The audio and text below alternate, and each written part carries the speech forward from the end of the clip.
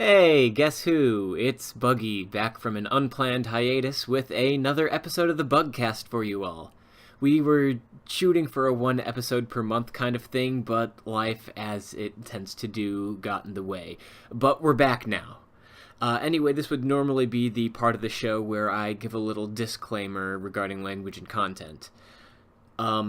This is a normal episode. Those are things that still exist. So with that in mind, please enjoy the show. くすんだ月を T シャツでこすってるんだ窓辺の君を少し照らしてくれ寝ぼけた風に何度も目くばせしてんだ彼女の髪をもう一度揺らしてくれ Slow motion there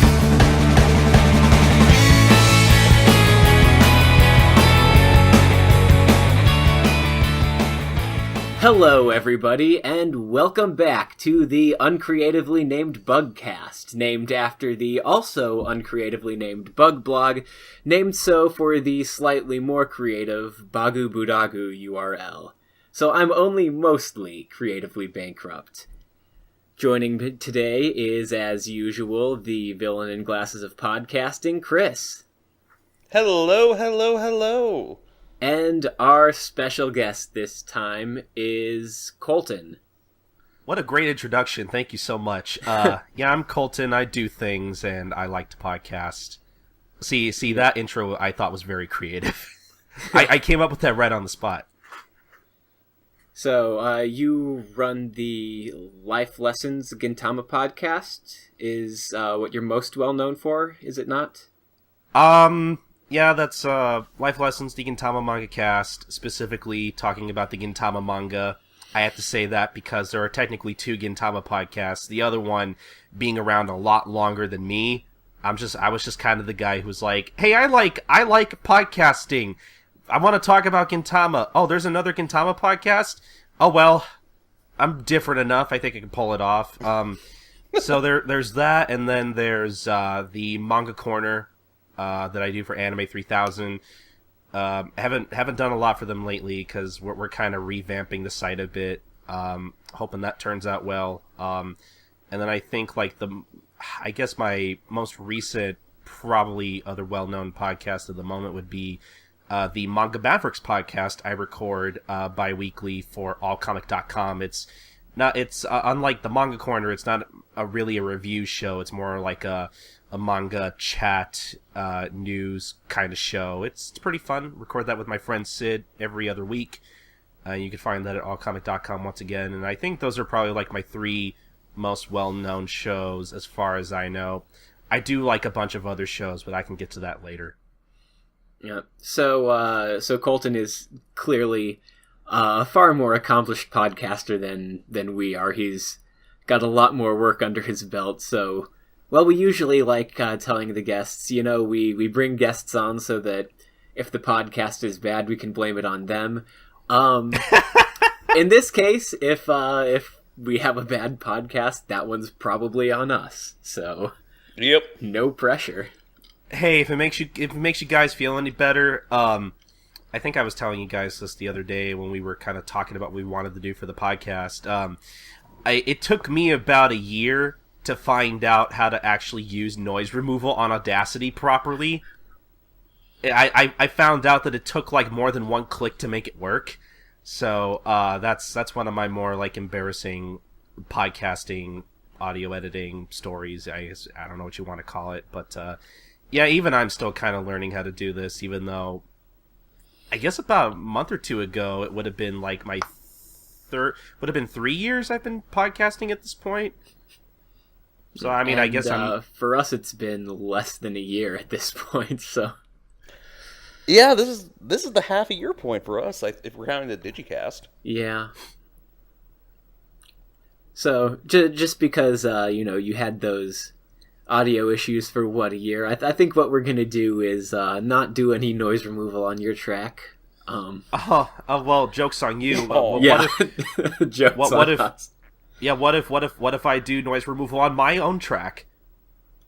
Then what are you gonna do? Joke's on you. I was trying to get you to do that so that I wouldn't have to.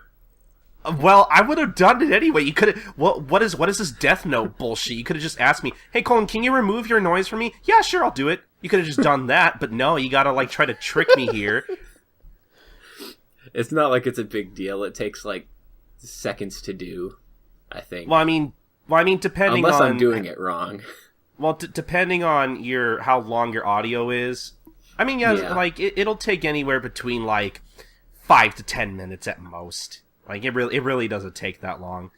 But I'm usually pretty thorough about cleaning up the background noise in my track. Like right now, I have like my fan going on here, and I also have my stupid like my electric fan and my laptop fan. So by the time everybody's listening to this, they won't hear any of that shit. 'Cause I'll clean it up.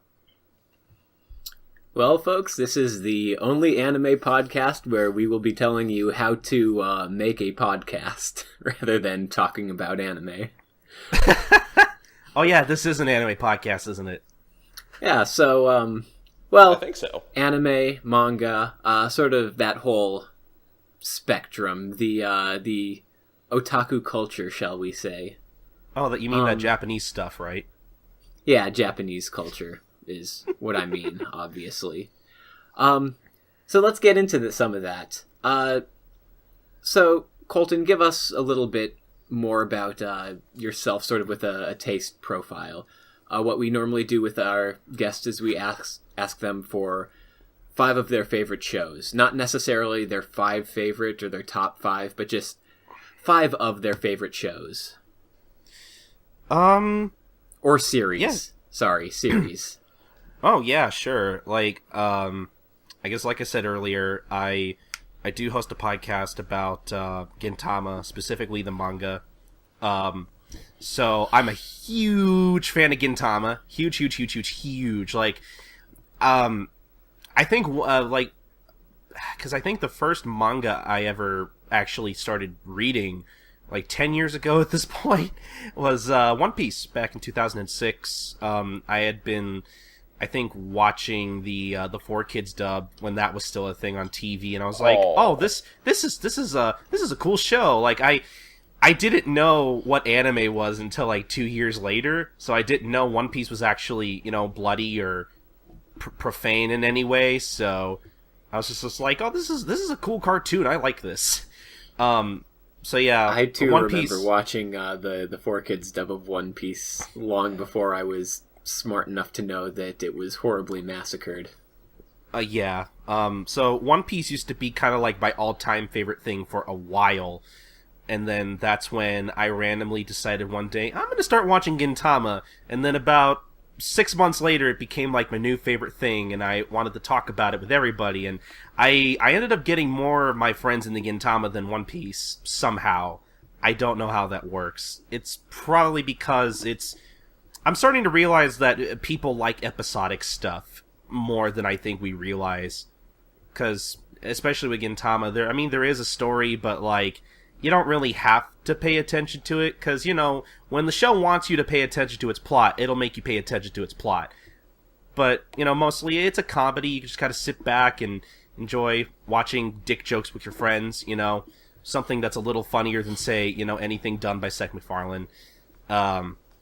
But yeah, Gintama and One Piece are kind of like my all-time favorite things. I also very much enjoy Detective Conan, or Case Closed. I'll break it up again later, but I also do a podcast about that called One Podcast Prevails. I haven't been into that too long, but I still love it nonetheless. And I know people like to make jokes about it and stuff like, oh, it takes too long to get to any real plot and all that. But you know what? It's a fun mystery show, and it's just a fun thing, and I like it. I can't really say much more than that. I guess the other, 2 other things I want to bring up would be I'm also a huge fan of Dragon Ball. I don't get a chance to talk about that a lot, but, I mean, Dragon Ball Z, I guess most people from my generation, was kind of one of the first, I guess, Japanese cartoon anything to get into. that wasn't a sentence. I got into Dragon Ball Z way before I knew what anime was, obviously. I was young enough to just be like, oh, hey, this is a cool action thing. And I didn't really think about it too much other than that. I don't even know what the hell I'm saying anymore. Dragon Ball's really cool, is what I'm trying to say. And I've been a huge fan of it for a long time, and I'm still a huge fan of it. And I guess the only other thing I want to mention is also JoJo's Bizarre Adventure. I love JoJo's. Oh, yes. JoJo's is so fun. I love it. So, correct me if I'm wrong, but that's like all pretty much exclusively shonen stuff, right? Yeah, I guess so. Yeah, I mean, I love Shonen Jump and I love Shonen Manga, It's and like that's some of the most long running series that's really not my thing, I guess. Just I find it hard to get invested in a lot of long running stuff. Slowly I think converting you. I think it depends on the series, honestly. Cause I mean, yeah, it's all shonen, but like I think it's safe to say that all of these different series that I'm into are very different from each other. Even though, for sure. Even though some of them do, work with the same tropes, depending on what you want to compare and contrast. But yeah, I mean, it's no surprise anyone who knows me and follows me on Twitter, that's SniperKing323. That's I read a lot of shonen, and I'm not afraid to say that. I mean, I've been a huge Shonen Jump fan for probably as long as I've been into manga. I think I remember vividly when I was in middle school at the time, and I was just kind of grocery shopping with my mom, and I happened to see this big, thick magazine with Naruto on the cover, and I used to really, really, really, really be in the Naruto, and that was when that was first kind of airing on Toonami. And I'm just kind of like, Mom, can I buy this, please? Can you buy this for me? And she's like, okay, sure, I guess, whatever. And so she bought it for me, and I still have that issue of Shonen Jump from February 2006. Like, it's got a lot of really cool stuff in there. Like, I every once in a while I like to just kind of take it off my bookshelf and kind of flip through it and be like, oh man, these were the times. Like, it's got It's even got like interviews from actually another one of my favorite manga, Ice Shield 21. It's got like interviews from the authors of that, which I think is really cool. And it's even got stuff like what was it? They used to do like anime guides or something. They used to kind of advertise, oh hey, look at all this Shonen Jump stuff airing on Toonami, and you would have like plot synopsis for like stuff like Bobobo and stuff. Just it's a real product of, I think, of the time, and it's so fun for me to look back on. Because again, that was around the time when I was kind of learning what anime and manga were, and it was such a whole new world for me. And now I'm just kind of used to it all. I primarily bought Shonen Jump whenever there was a Yu-Gi-Oh promo in there. Yeah, that's probably like the second reason everybody bought Shonen Jump. Yeah, but I mean, they made good reading material for me, so... Yeah, exactly. Yeah, I remember, I also have, like, a single issue of Shonen Jump that I own. I think I may still own it, I'm not entirely sure where it is, but, I did really enjoy pretty much all the stuff that I got to read showcased in there, and, I still remember what all those different stories and whatnot were about. So you've given us 5 of your favorite shows, or 5 of your favorite series. On the flip side, what are 3 I keep saying shows, I'm sorry. 3 series? I'm really discounting manga by saying this, which is not fair because you're a manga guy. Yes, I am. But 3 series that you just do not like. They rub you the wrong way. They're not necessarily the 3 worst you've seen, but they're the 3 that you probably hate most. Well, this one actually took a lot of thinking because it's very rare that I hate anything. Cause I don't know, in my time of being on the internet through stuff like YouTube, Twitter, just spending time on the internet in general has taught me that there are a lot of people who just kind of who just kind of hate things just to hate things, and Well, it's fun. I mean, I guess, but I usually try to stay away from people who are like just super overly negative about everything and don't want to like, take a look at the positives of things. So that's kind of what I try to do whenever I, consume something. Even if it's something bad, I can still appreciate it if it's like hilariously bad, because that's another thing too. I like stupid things. I like really stupid humor. I can't come up with like a good example, but I like stuff that's like either intentionally stupid or unintentionally stupid. So even if something's bad, depending on its execution, I could still appreciate it. But yeah, I like Manga. Yeah, exactly. Manga is airing right now, and it is the best bad show I've ever seen. Oh yeah, and that's I think it may be intentionally a bad show, actually. Yeah, that's a pretty popular theory. But anyway, enough beating around the bush, Colton. Just give them to us. All right, I guess I'll just give them to you. So, first one isn't. I didn't read the manga for this one, but I watched all of the anime for this one in about a day, and I regretted it instantly by the time I finished. I don't know how many people know this, because I don't talk about this a lot, because I know there are some people that like this show, I guess, which I don't understand why, but whatever. I do not like Elfen Lied. Like, that show is I think terrible. we're 4 for 4 with that show. Like, it is such a terrible show. Like, I remember when I used to be a little more active on YouTube, I would constantly see AMVs for it and be like, oh my god, blood! Oh my god, naked people! Oh no, I shouldn't be watching this. Oh, this is so cool. I feel so adult watching this, because I was like, I want to say 13 at the time.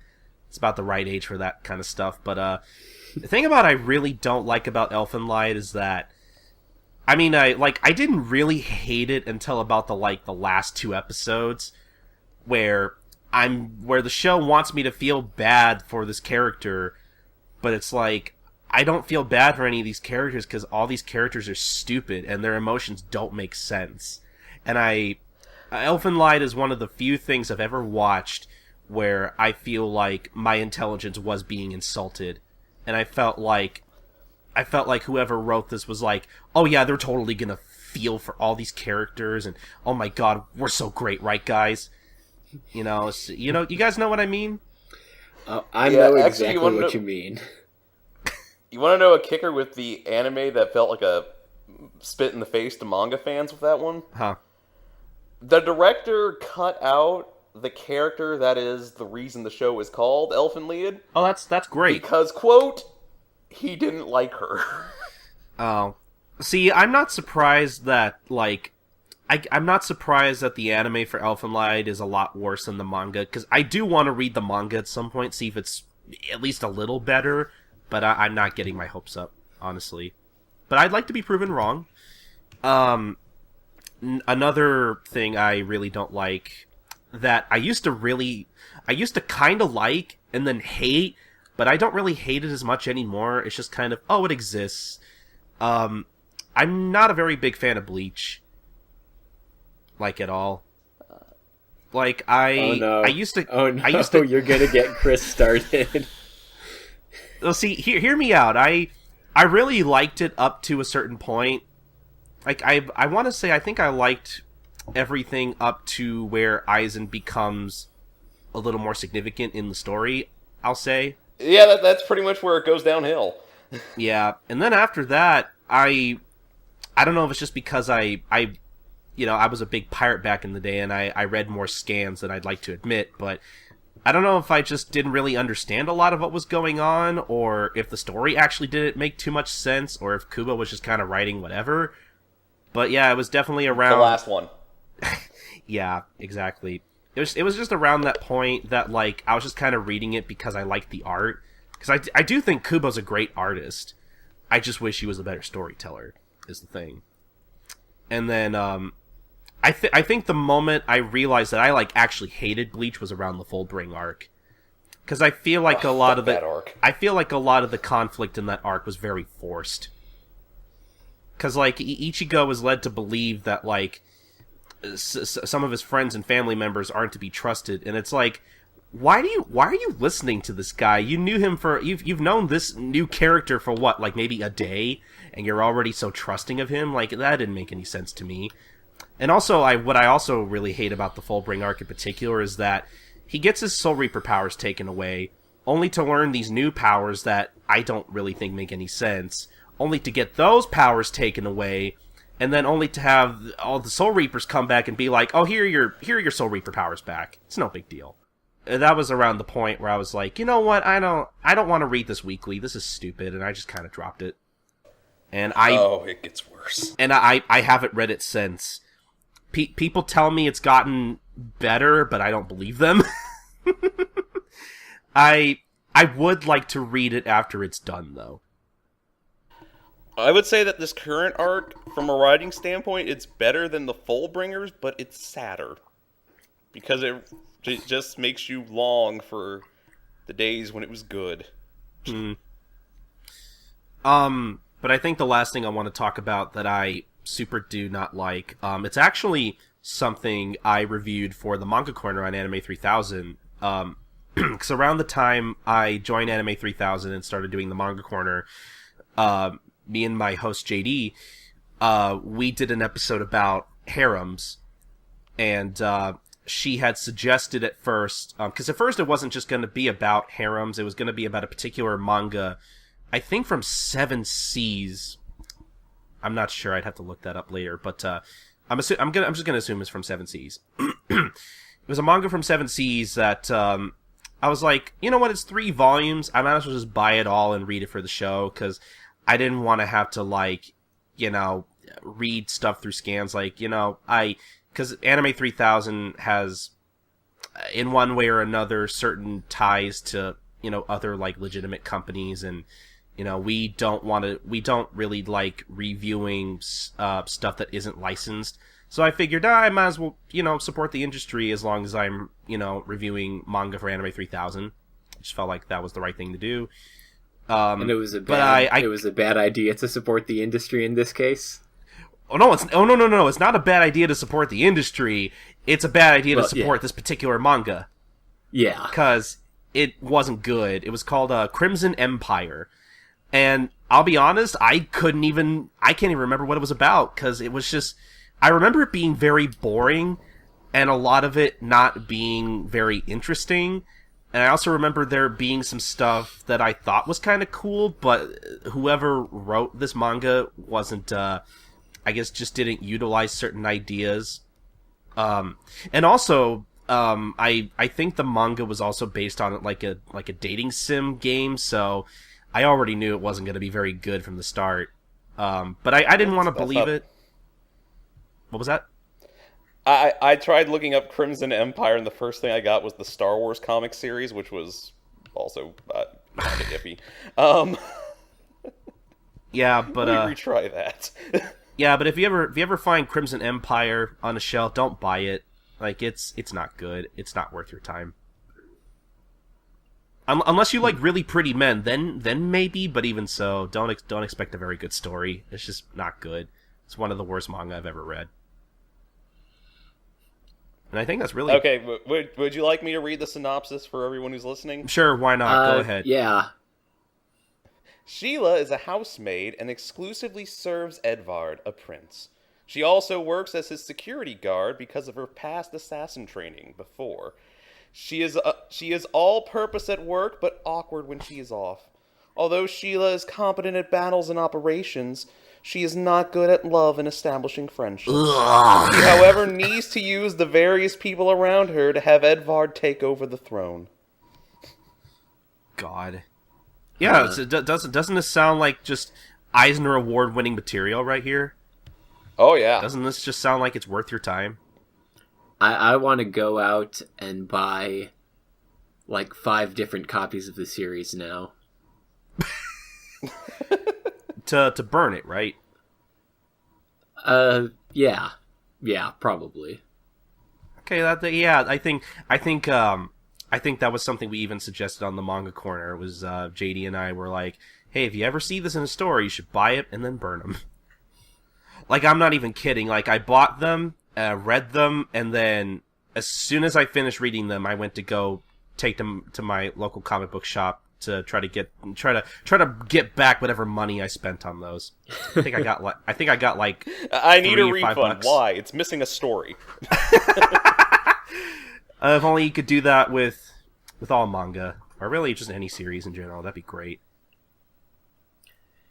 All right, and then let's try to keep this fairly brief because everyone's got a story and it tends to get pretty long. But how exactly did you get into anime, manga, all that sort of culture?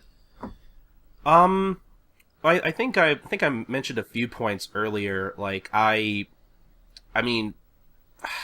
guess if you want to be technical, like the first anime I ever watched probably wasn't DBZ, more so than Speed Racer, I guess technically. I do remember watching a lot of that as like a very young kid, like late at night when I didn't want to go to sleep and I just wanted to watch Cartoon Network. Like I think this was before Adult Swim was a thing, obviously. But yeah, I think DBZ obviously when I was a kid was a big thing for me. I loved the hell out of it and I still love the hell out of it. But yeah, like I said earlier, I don't think I got into the actual anime manga fandom until about 2007 that's when I learned what manga was. That's when I learned what anime was. I remember, actually, I was with a friend of mine one night, because we would hang out occasionally on the weekend and watch Toonami, and we were watching 4Kids One Piece, and that night he was like, "Hey, so have you been watching One Piece?" And I'm like, "Oh yeah, all that stuff with Chopper and them being on Drum Island's great." And he's like, "No, have you been watching One Piece?" And I'm like, "What are you talking about?" And he starts going on telling me about what would end up being Enies Lobby, him, Luffy fighting Rob Lucci, the cheetah guy, and all that, and trying to rescue Robin. Apparently everybody's favorite arc.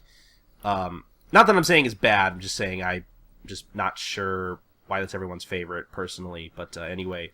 It's not mine either. But yeah, that was when I found out that fan subs were a thing, and that you can watch all this Toonami stuff ahead of when it airs, and it's all in Japanese. What? Like it was such a foreign concept to me that I could, like, I think I remember what episode of Naruto I watched first fan sub around that time. It was right after they had just recruited Tsunade, and they had like some kind of filler episode where they were all at like the bathhouse, and there were these two goons trying to do whatever or something. And that was the first episode of Naruto. Filler episodes in Naruto? Shut up.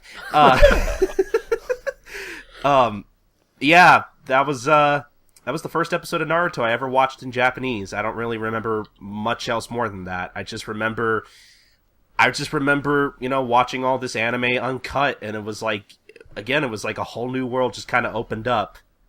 It was really cool at the time. So that was in 2007, you said, right? Yeah, 2007. That was if I recall correctly, that was a really good year for anime, wasn't it? A vintage year. As far as I can remember, I think. I'm not really sure. And then like I said earlier, I basically got into manga through One Piece, and then I found that first issue of Shonen Jump, and the rest is kind of history from there, honestly. Mm-hmm. I just got more and more into manga as I kept buying Jump. But yes, for those who don't know, 2007 was the year of Gurren Lagann, Code Geass, Bokurano, A Tale of Memories. Wasn't Lucky Star for those then, who too? Can't... yeah. Now see... For those who can't see, I am holding a wine glass in my hand and stirring it around like a pretentious asshole. Now, I was gonna say, is that what you're going for there? Because it sounds really spot on. And of course, School Days. Yes, that School Days is perhaps the greatest anime I've seen in quite some time. That boat at the end of the show, so nice. Such a nice Very boat. nice indeed. I have never seen School Days, and all my friends I do have friends who have watched School Days, and I'm like, oh hey, is it any good? And they're like, no. And I'm like, oh well, is it at least funny bad? And they're like, dude, just don't watch it. Like that. Oh, Well, dude, we gotta bring here's you the on thing. whenever that comes up for Megane Toast. I would say with School Days, the last 2 episodes are worth it. Okay. It's not a good show, but it builds up to the last 2 episodes, and you can see, how well. What all do you know about the show? Do you know, like... I know it's bad, and I know it's a high school anime. That's about it. Okay. Well, I won't spoil it then. I'll just say it's worth watching the last 2 episodes because the sheer heights they go to with it are fucking great. And, oh boy, I can't even really explain the whole nice boat story without spoilers, but once you get to that point, look up Nice Boat, because the finale actually does contain a boat, but that's not actually what it was referring to at the time. Huh, interesting. What is it, like 12, 13 episodes or something? Yeah, it's pretty yeah, short. Okay, well that's good. And you can Hey, kind they of make it- zone out through most of it. Like, I was only sort of half watching it, and I'd had a little alcohol as well, so... Huh, maybe I could watch that all in a day as well, just like Elfen Light. Oh, God. Oh. Let's all make poor life decisions. Let's make a conscious effort to make more of those. Alright, so... Is there anything that you guys have been watching or reading or playing lately that you want to talk about? Like, I know that the spring season is coming up close to about the halfway point now, I think, and it's been a really good season. But if we talk about that stuff, we'd be here all day. Yeah, that would add at least like another 2 hours to this podcast. I will just say this: if there is a god in heaven, he will give us a season 2 of Mayoiga. Amen. I don't know if I like it that much. I need happiness in my life. Oh, come on, Chris, you know you could do better. We all could do better than that. No, Don't no, you I love can't. don't you love yourself? No. Well, Hey, it's okay. We also have Diamond Does Not Crash this season. We have Hero Academia this season. We've got Space Patrol Luluco, which is fantastic. There's just so many good. great shows to choose from this season, and there's maybe not a lot with actual substance to it, but it's all really entertaining. Yeah, Kuramukuro's a surprising sleeper hit. That's the one that's on Netflix, so Yeah. God knows when America's going to get it. Well, apparently, you can get around like region lock stuff in certain ways, and they have like English subtitles on it already. Yeah. But Okay. but I've been too lazy to figure out how to do that. And fuck Netogay. Oh yeah, isn't that the fucking what is it? Is it wrong to try to pick up girls online? That's not the title of the show. That is a crossover Close. I don't want to see. Close. Oh I wait, think you thought there was never a girl online or some stupid shit like that. Yeah, Yeah. anything with a really long title I'm kind of wary of nowadays, honestly. Unless But no, that show, I don't know. For some reason, I just feel offended watching it. Oh, I figured that was the case. I guess we're making this podcast I guess we're making this podcast 2 hours longer, folks. Well, here I'm gonna go over real quick what I'm watching because I know you were like, oh man, I actually really want to know. We didn't get a lot of time, so we were actually trying to plan for the show. I'm just gonna go Yeah. down really quickly because I'm watching a lot of shows, and that's not a thing that I usually do. Like usually with every season, I'm lucky to have maybe 3 or 4 at most. But there really is a lot to pick from this season. I didn't think I'd have so much. So basically, yeah, I'm watching Academia. Great show. I'm a big fan of the manga. I'm watching Stray Dogs. That show is a lot better than most people think. Really picks up around episode 3. I am definitely watching JoJo. As I said, I'm a huge fan of JoJo. I'm actually watching Cabaneri of the Iron Fortress, and while I don't think it's like the best thing ever written, it looks amazing.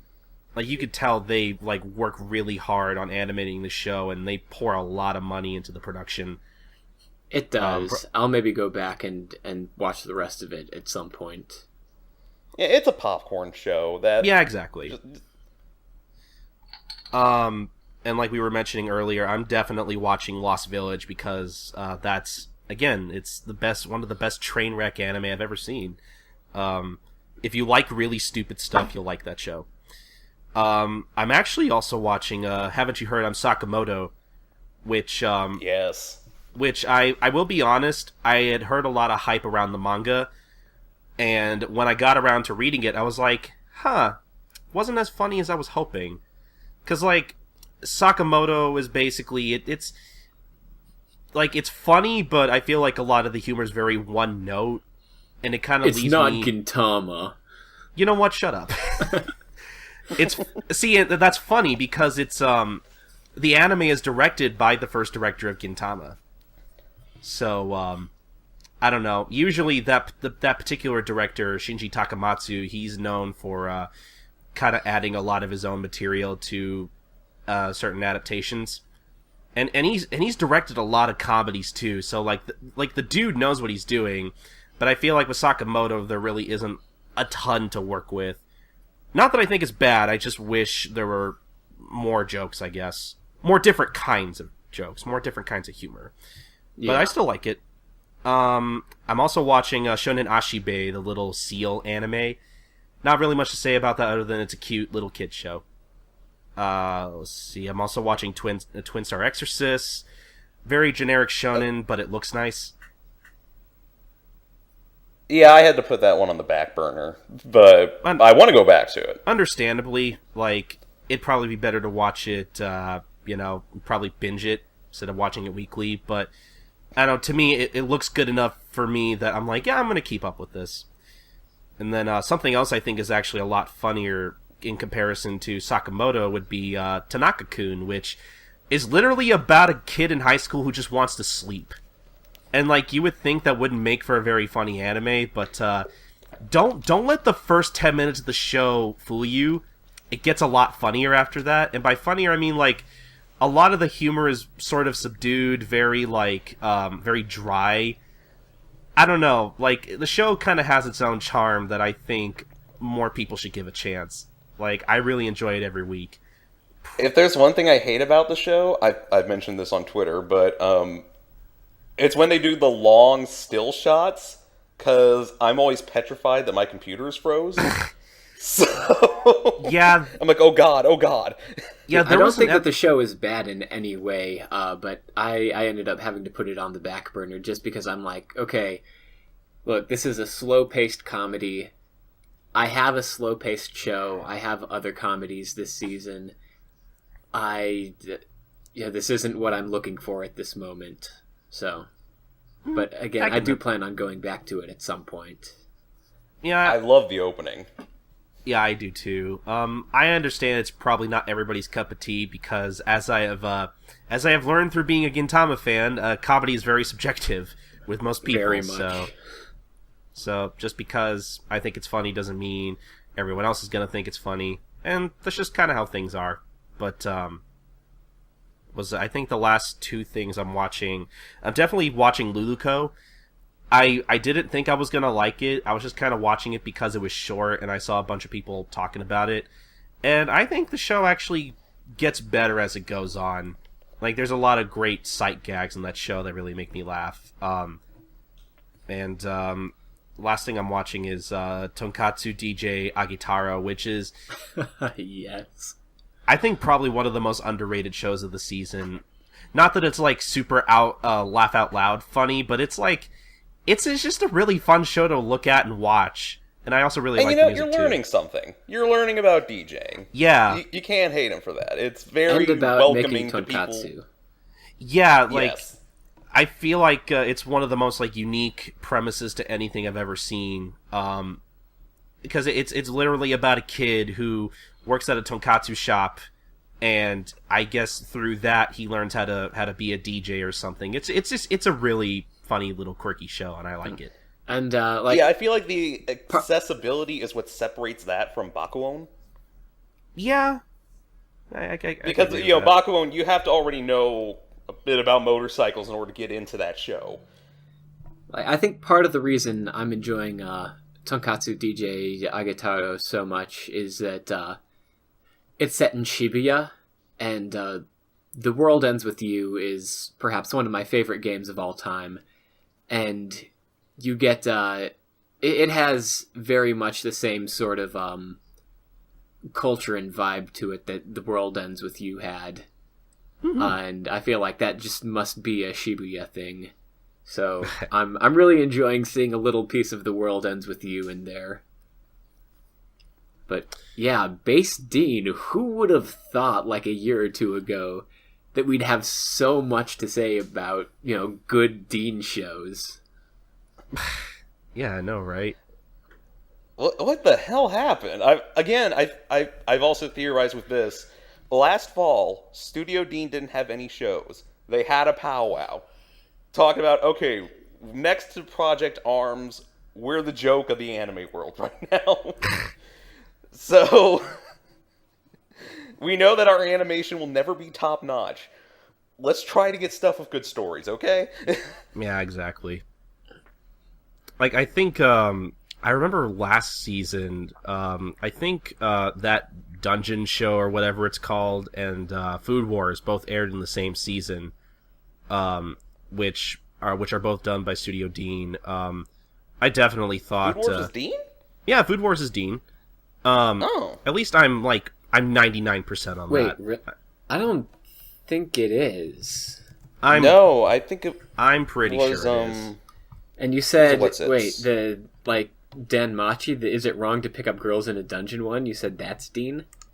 Yeah, that's Dean. I know for sure that one's Dean. No. I've got to look this up now. Food Wars is JC Staff. Oh shit! You know what? You're right. My bad. I was thinking of a wrong studio. I said 99% because I usually like to leave like a 1% margin of error because I knew I was gonna get that wrong somehow. Yeah, they're both educating JC our staff. viewers. Okay, that's what I was thinking of. Never mind. So apparently, I don't know anything about anime. Well, no, this is an educational moment for everyone. That's what we are here for. So now my point is completely gone. But I don't know. I don't know. I think Dean's shows are okay. Like like you said, they're definitely not like the best looking shows. But at least with both Sakamoto and Agetaro, I think they both have funny enough premises to make up for the lack of production value. And we haven't even touched on their best show of the season yet, Super Lovers. What is this show? Are you still watching it? I don't know what it wants to be. Yes, I am. Because you know how there's Love Watch and Hate Watch? This is a confused watch. See, again... Confused as in it's confusing your sexuality, or... No, just confusing in general. Because I feel like if you took out the yaoi, and this was just a show about an adopted boy, a whole adopted family, trying to get together after their parents die horribly, it would be a solid show. There are good moments in this show. Yeah, there are, actually. Yeah, but then you have scenes where what's-his-face is kissing the kid in his high school. Yeah, it's a really weird show. Like, I feel like if it weren't a yaoi show, I feel like it could at least be like a mediocre bunny drop at best. Or even if they just further address the fact that this poor guy I kind of feel bad for them. the older one in this. I kind of feel bad because this poor guy just seems to have no concept of personal boundaries. Yeah, it's kind of weird.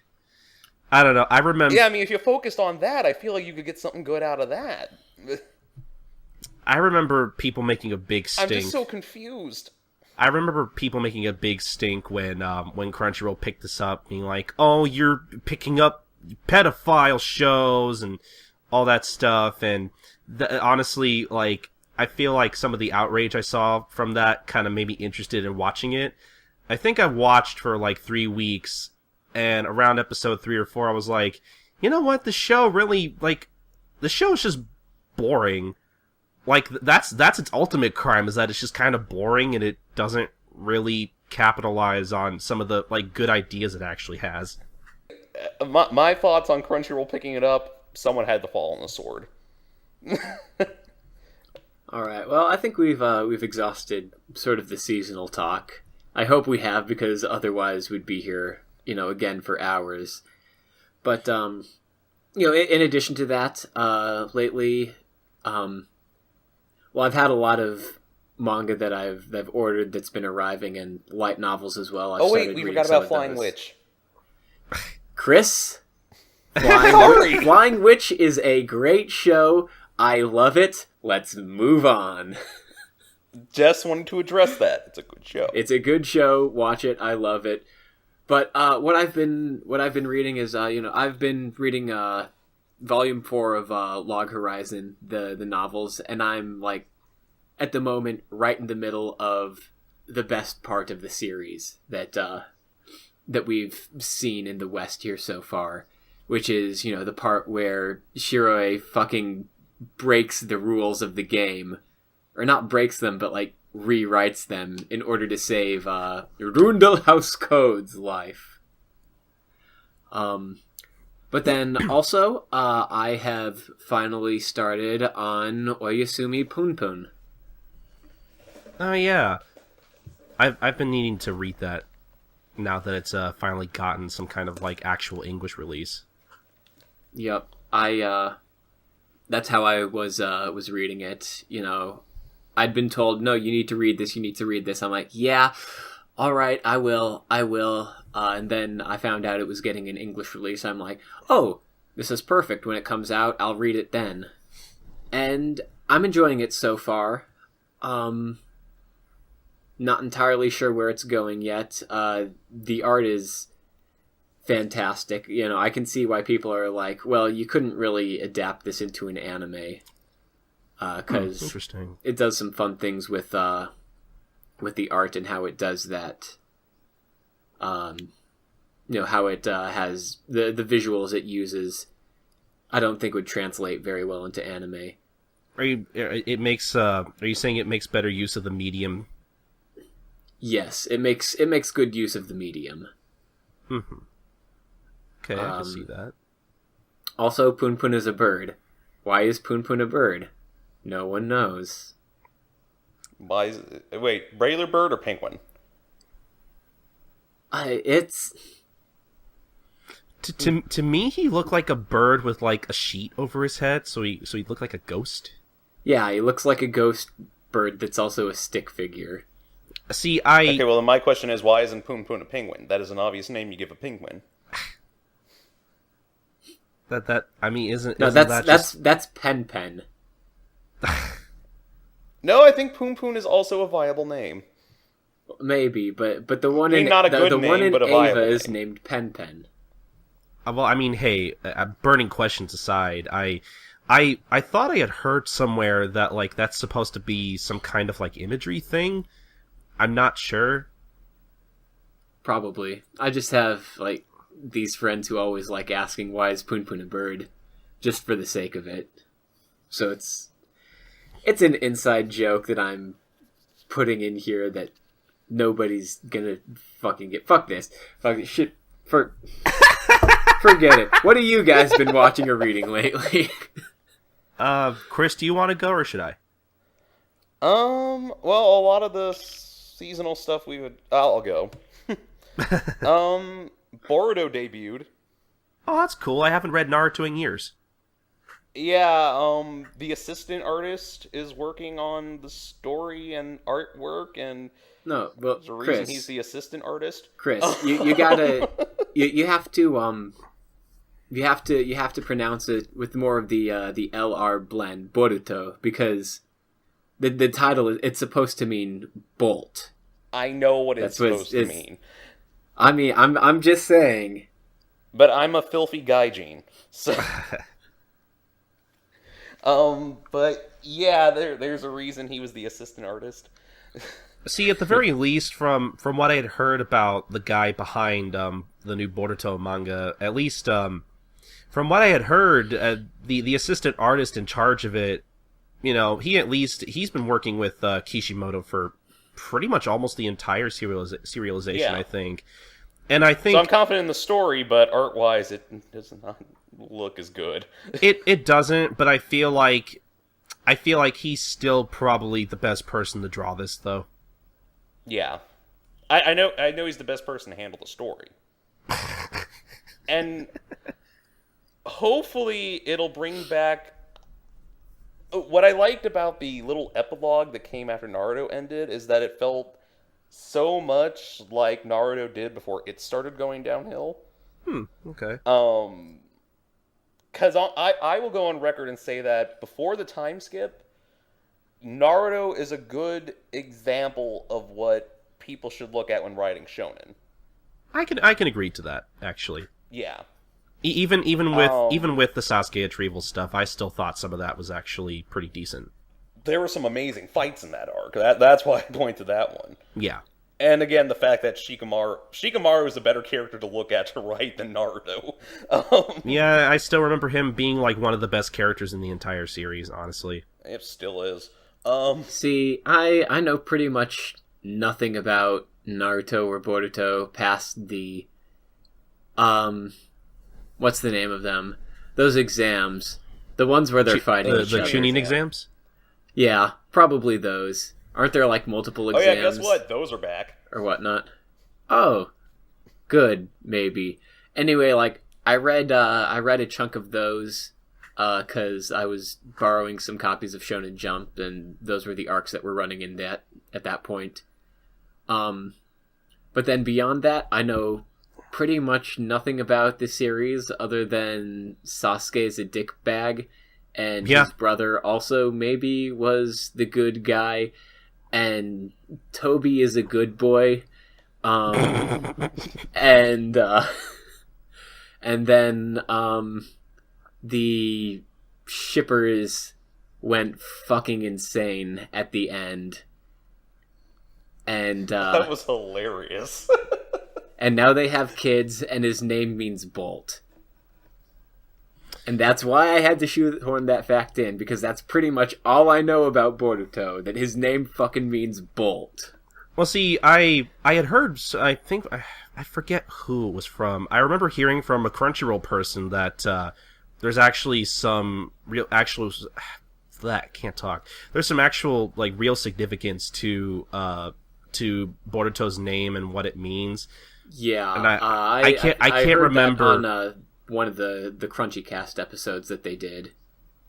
Yeah, So I think that's where I heard it. So that's how I know that. Okay, yeah, I think that's where I heard it too. So I thought that was kind of cool, but unfortunately, again, I don't remember exactly I know what the meaning of it was, but I don't know linguistically, if that's a word, how that would work. I don't know. I forget how they broke it down, but I know it's not something that can be easily localized. Like that. I know that was the kind of thing you like kind of need a note for. Well, it's something like that doesn't work in English. Boruto and Naruto, are both similar sounding in Japanese, but branding it as Naruto and Bolt, Boruto keeps the branding a bit better. Keeps the connection between the two series, and I'm pretty sure that's why they didn't change the name.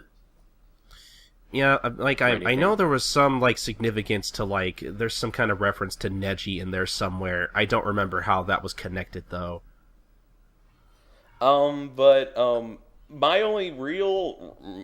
Okay, for some reason, at the beginning, there's like, one of those in media res kind of things. And it seems to allude that Naruto is killed. But I'm trying to figure out how you do that when he is one of the most overpowered shonen characters ever. I don't know, poison? I guess. But I mean, yeah, by manga's end, Naruto is fucking OP. Heart attack. Yes. He ate too much ramen. Also, Naruto is a terrible dad.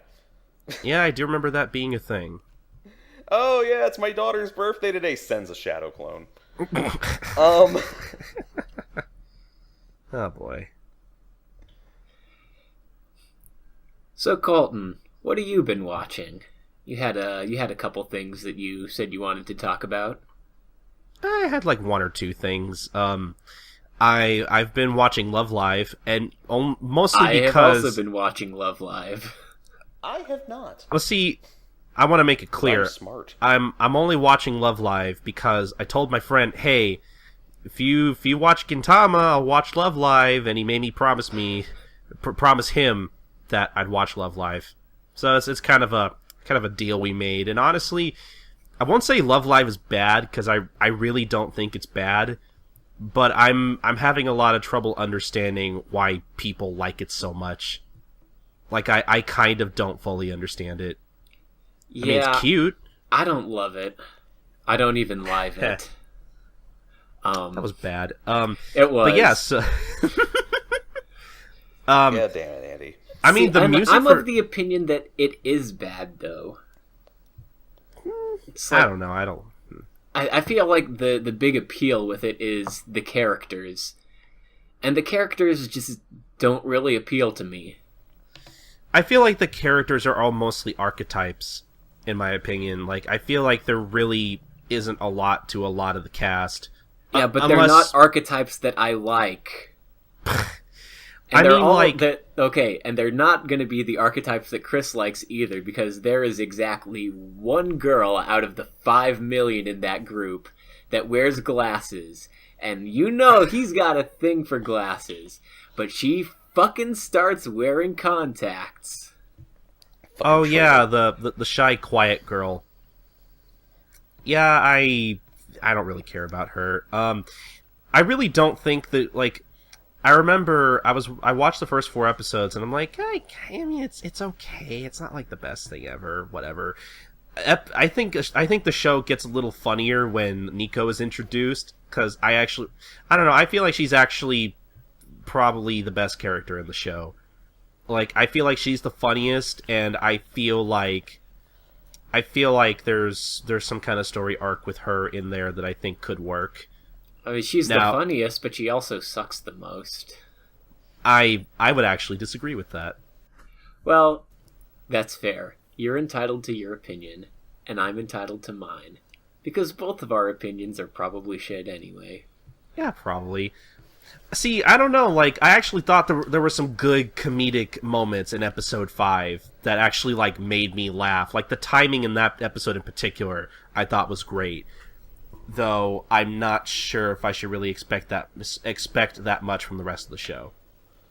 I don't know, I think it's okay. I don't think it's the best thing, but hey, whatever. It exists. The music, actually, I really like. Like, I could tell that probably one of the biggest appeals with the show is the music, which, I mean, a lot of people have different opinions on music, and that's why I don't really like talking about music. I like the soundtrack specifically, because there are some good tracks in the soundtrack. Now, the actual songs that the characters sing, I'm not really too into, that kind of stuff, so I just kind of think it's okay. Oh. Yeah, the performance, you're talking about the soundtrack versus the performances themselves. Yeah, exactly. Yeah. I think I'd agree with you there. I think the soundtrack is strong, and the songs are not as strong, and it doesn't help that I'm distracted through the entire thing by, oh my god, those CGI models. Yeah, those are kind of jarring. Like, you could tell when they switch from 2D to CG, and it's like, oh man. I mean, to be fair, like, this is also animated by the same studio that animated Tiger and Bunny, which I feel like when I first watched that show, I kind of had the same problem, but I kind of got used to it, at least, with Tiger and Bunny. Oh, that was pinnacle CG right there. Oh, no, I don't think it's bad by any means. I'm just saying, compared to Love Live, at least with Tiger and Bunny, I got used to the CG being there, as unlike with Love Live, where I'm just kind of like, yeah, it's there. It's really distracting. Feels like I'm watching a Vocaloid music video or something. Then you said you'd been watching. What was it? Was it Kaiji? Yeah, I Right. just got into Kaiji recently, which is another thing that I told a friend of mine I'd watch if she'd watch Gintama. I don't think she's gotten to it yet, but, I like to not bother people about that. I'd like to, let them get to it when they get to it. But I've been meaning to watch Kaiji for quite some time. How is it? It's good. Like, it's actually a good show. I would actually recommend this, because it's like, I don't know how to describe it. Do you know anything about Kaiji? I know some. A guy has to get rid of his gambling debts, and I think isn't there something about like rock paper scissors on a boat? Yeah, that's the first arc of the show. Okay, but like it's basically like really high stakes gambling and whatnot. And I've seen like an episode or two of what is it, like Akagi, the genius who descended into madness or something along those lines. It's like same studio or artist, or at least art style. So I'm assuming it has a similar feel to that. I think so. I know both Kaiji and Akagi are both done by the same manga artist. But they're both different series though. Like, I thought they were like somehow connected to each other, but I guess they're not. I'm sure they're different series. I feel like they probably have a similar tone though. I feel like they probably do too. I mean, I haven't seen Akagi, so I can't really confirm that. But no, Kaiji's great. Like, the first arc, I was really into. I was actually excited. Like, I wanted to see where it went. It took some turns and twists here and there that kept it pretty interesting. My only complaint would be that, like, as the game kind of goes on, like, sometimes more rules or more like exception to the rules of the game will be introduced, and like me personally, some of that stuff in anime for me is kind of hard to keep up with. So there were times where I'm like, wait, can Kaiji do that? Is that against the rules? I forget. But otherwise, it has a pretty great ending. Kaiji can also be really depressing. Like, as someone who has read a lot of shonen manga, Kaiji, from what I've heard, is definitely not shonen. From what I heard, I think it's a seinen manga actually. So it doesn't run in it like any kind of shonen magazine, which I'm not surprised, because I cannot see how kids would ever like this show.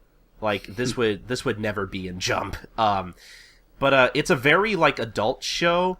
And it's not like adult in the sense of like, oh my god, there's blood and sex. I'm a 14-year-old. This really speaks to me. Like, no, it's like it's actually a real. It actually feels like an adult show, and I think it handles the situations being presented very well. I think it's just very representative of how adults act. It's a very interesting show, very very exciting at points too. Like, I was watching it the other day, and I ended up watching, like, 4 episodes in a row, and it was, like, 12 at night, and I had to go to work the next day, and God, like, if I didn't have to go to work the next morning, I probably would have finished that arc.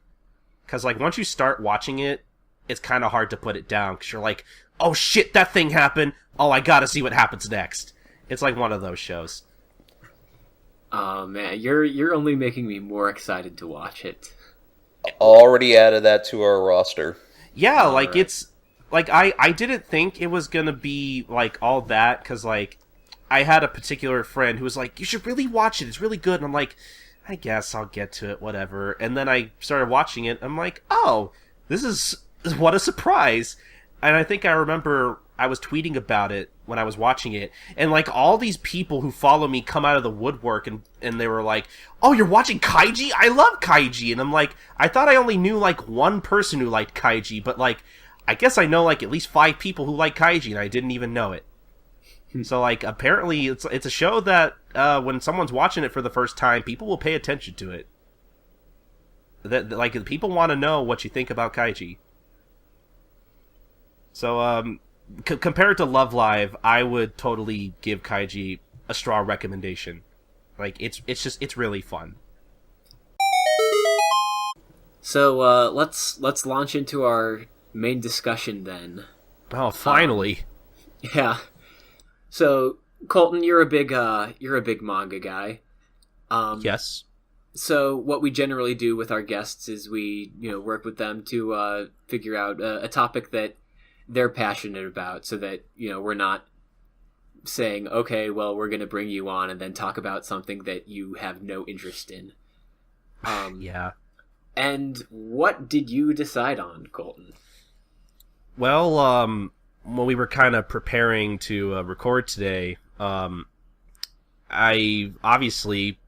did want to talk about manga, but I mean that's such a broad thing. Like, where do you start from there? Like, what do you talk about? And it took us a little bit to kind of figure that out. But I think I had mentioned how like I'm trying to remember how the conversation went. I think we were talking about how when it comes to my manga reading, usually the more unique a manga is in some way, shape, or form, the better.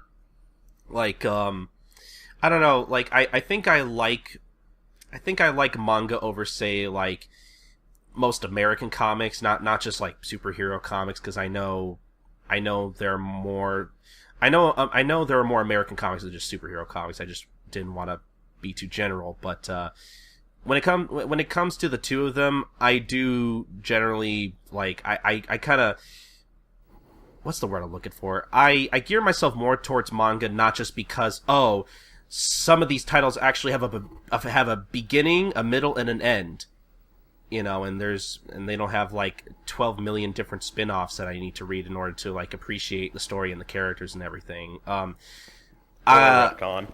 Yeah, exactly. There are some exceptions to that. I'm pretty sure. What, doesn't Attack on Titan have like 4 different spin-offs by this point? Well, Fairy Tale's not reaching counting that novels. point too. Well, I mean, yeah, that's true, but like you don't need to know anything about those in order to enjoy the main story. Yeah, like they're not required reading. I mean, I guess that's. I mean, I don't read a lot of American comics, so well, there I could are be wrong also about a lot that of too, things but... that you don't need to enjoy the main story, like an ability to think rationally. Yeah, it's true. I mean, again, keep in mind, I don't read a lot of American comics, so any opinions I have, you should take with a grain of salt, because I don't know anything about that kind of stuff. I try to read Spider-Man every once in a while, and that's really about it. But the thing that I like most about manga is just like there. What's a good example? Like, there are some manga out there where a guy was just like, you know what, I want to write a manga about this, and then they just do it. Like, I think Toriko would be a great example of that. Which, for those who don't know, Toriko is essentially about a guy who likes to hunt for different ingredients in different food, and like that's basically his profession. And the author of that, Shimabukuro, was basically just like, you know what, I just want to write a manga about food, and then he did, and he like made an entire story out of that. Like, you could just take the simplest concepts and just make an entire world or story out of it, and I like that about manga. And there are some manga out there that I feel like are so unique that, there aren't very many titles like it, like, say, JoJo's Bizarre Adventure. I mean, JoJo's Bizarre Adventure is such a phenomenon over in Japan that there are definitely a lot of, or at least a few other franchises, such as, video games and stuff, that really borrow heavily from it. But, I mean, other than those, how many different manga or franchises or whatever can you point to and say, oh, that's a lot like JoJo? Well, you can point to different parts and say, well, this is like JoJo. I mean, you can point to things and say, this is obviously inspired by JoJo. Big Order is airing this season, and it is the second best JoJo season that's airing currently. You're funny. Fuck Big Order. Well, and it started as, very reminiscent of Fist of the North Star, didn't it? Yeah, because JoJo ran during the time when stuff like Fist of the North Star was popular, that, super manly man manga, stuff like Fist of the North Star, JoJo, and even, Otokojuku all have that same particular style, whereas nowadays, a lot of shonen manga, say, Gintama or Kuroko's Basketball, especially a lot of sports stuff, appeal to the women. It's kind of funny that a genre aimed towards young men is so appealing towards women. It's labeled as for young men, but it's almost marketed towards women now. Yeah, I mean, shonen manga has come to a point now where both boys and girls can like that kind of stuff. There's something for everybody, which I think is a good thing. And that's great. And even JoJo nowadays, which, for those of you who don't know, is still running, even JoJo nowadays looks so different compared to when it first started. You can tell JoJo, if you read the most current part 8, the art not only has gotten, more bizarre, but, I think it's probably safe to say that the art for JoJo nowadays has the chance to appeal to women a lot more than when it was first running, because JoJo did used to look very similar to Fist of the North Star.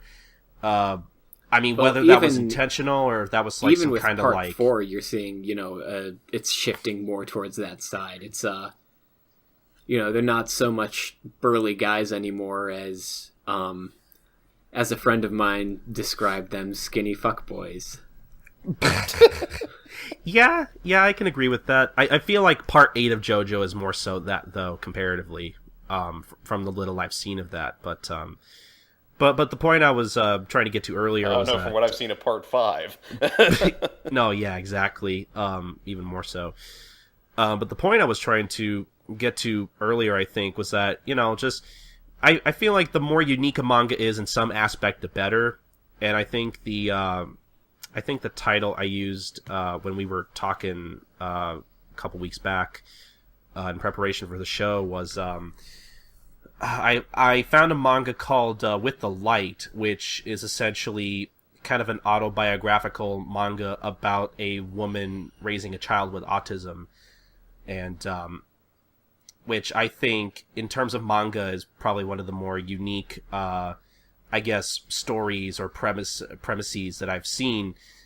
And, it's stuff with a really interesting premise or character, something just super unique that I don't see in a lot of other stuff, are usually the kind of titles that I kind of gravitate towards. Basically, the more unique, the better, honestly. So I guess should I just start with my first pick, or? Explain these, what you mean by pick to us. Okay, yeah, briefly. Exactly. So, we decided that I should pick at least a couple different titles, and, illustrate my, my point in talking about more unique, quote-unquote, manga. I ended up picking, the 3 most unique manga I've ever read in some way, shape, or form. I think I wanted to try to find as many as I could, but out of all the manga I've ever read, I think these 3 that I'm going to talk about today are the most unique I've ever read. Stuff titles that I don't think are I feel like are unique in the sense of, like, there aren't any other titles like them. Sure, I mean, like, some of them, like, have similar tropes or are writing to some series. Some are even, like, a kind of an amalgamation of, like, different stuff you've seen. But, like, you know, they're still unique in some way is what I'm trying to say. So, I'm trying to think about which one I want to talk about first. I guess we could start with the first title here. You know, something, I guess the shortest one. A little manga called Oumagadoki Zoo, or Oumagadoki Doubutsuen for all you weeaboos out there. So this title is really interesting because this is actually the first work of Kohei Horikoshi, who, I don't know if you guys know, but is essentially the guy who went off to become the author of a hit Shonen Jump manga, My Hero Academia. Yep, and I can see, you know, it's very, very present in the art style. I can definitely see, you know, the art and the influences in what he does there.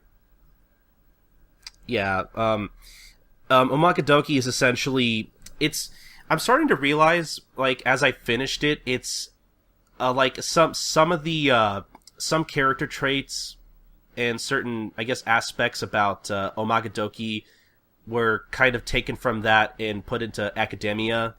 I feel like the main characters of both are very similar, and where, you know, they're both klutzy or they're both kind of weird in some way, but they both want to change. And that's essentially what Oumagadoki is about. It's just about this high school girl who's really, really clumsy, always tripping over her own 2 feet, and she's kind of made fun of by a lot of her classmates and everything. And she decides, oh, I'm gonna take a part-time job during the summer as a zookeeper, you know, to change myself somehow and prove I can do something right for once. And essentially we find out that the particular zoo that she's working for, Oumagadoki Zoo, is has been Night at the Museum, to where essentially, you know, things are pretty normal by day, you know, the animals are normal by day, but by night they transform into, like, these really weird looking humanoid creatures, and, like, they can talk and they're very human. Well, actually, it doesn't even need to be night for them to transform. Oh yeah, well, that's true. Because we do that, find, you know, out he transforms them when the zoo closes, basically. Yeah, exactly. But yeah, the director of the zoo is basically a walking, talking rabbit who used to be human, but as a kid, like, I forget exactly. I think he was, like, messing with an animal or something, and then an animal god comes out of nowhere and is like, you know what, fuck you, I'm gonna turn you into a rabbit. That's not cool, dude. Stop fucking with other rabbits.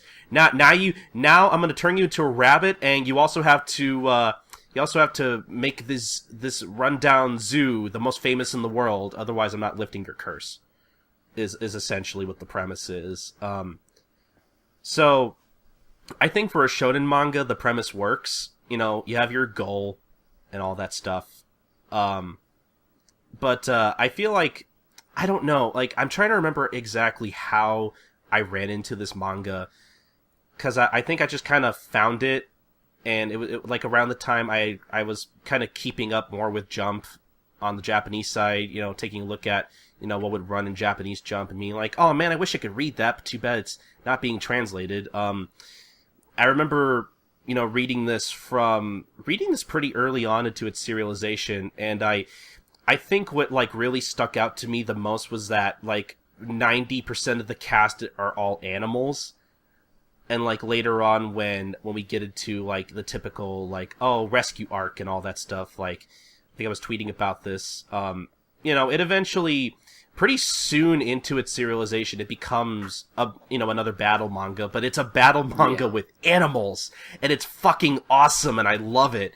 'Cause with the main character, Hana, you know, her thing is, oh man, I love animals, and she pretty much knows everything about them, because she can't keep her nose out of those, animal encyclopedias, and, she bought zoo books as a kid. Exactly, yeah. Zoo books. I remember those. Oh yeah, shit! I just remembered what you were talking about. I remember those. Oh man, I think I used to read those actually. But but yeah, what something I really like about the series is that the author Horikoshi uses a lot of different aspects about animals, like what was it? I can't think of a good example. Like the Horikoshi uses the different abilities of different animals to his advantage, basically to make the fights in the series a little more interesting. Like there's a lot of strategy involved in some fights, and I just like how he pits different animals together and actually uses their abilities against each other. And it's really cool. I've never seen that kind of thing done in other manga. I mean, I say that, but Oumagadoki Zoo isn't like the first manga I've ever seen to have like an all animal cast, because you do have stuff like Animal Land, which is by the guy who did Zatch Bell. I need to read some of that. I remember really liking it. Yeah, I don't know.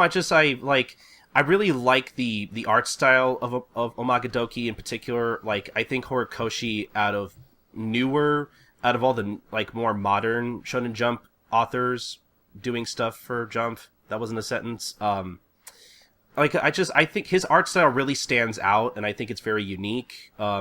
Horikoshi's definitely been an author that I've been kind of following since Oumagadoki. And unfortunately, Oumagadoki, it's weird because it seemed like it was doing pretty well. Like, I don't know any exact numbers, but it looked like volume sales were doing pretty well.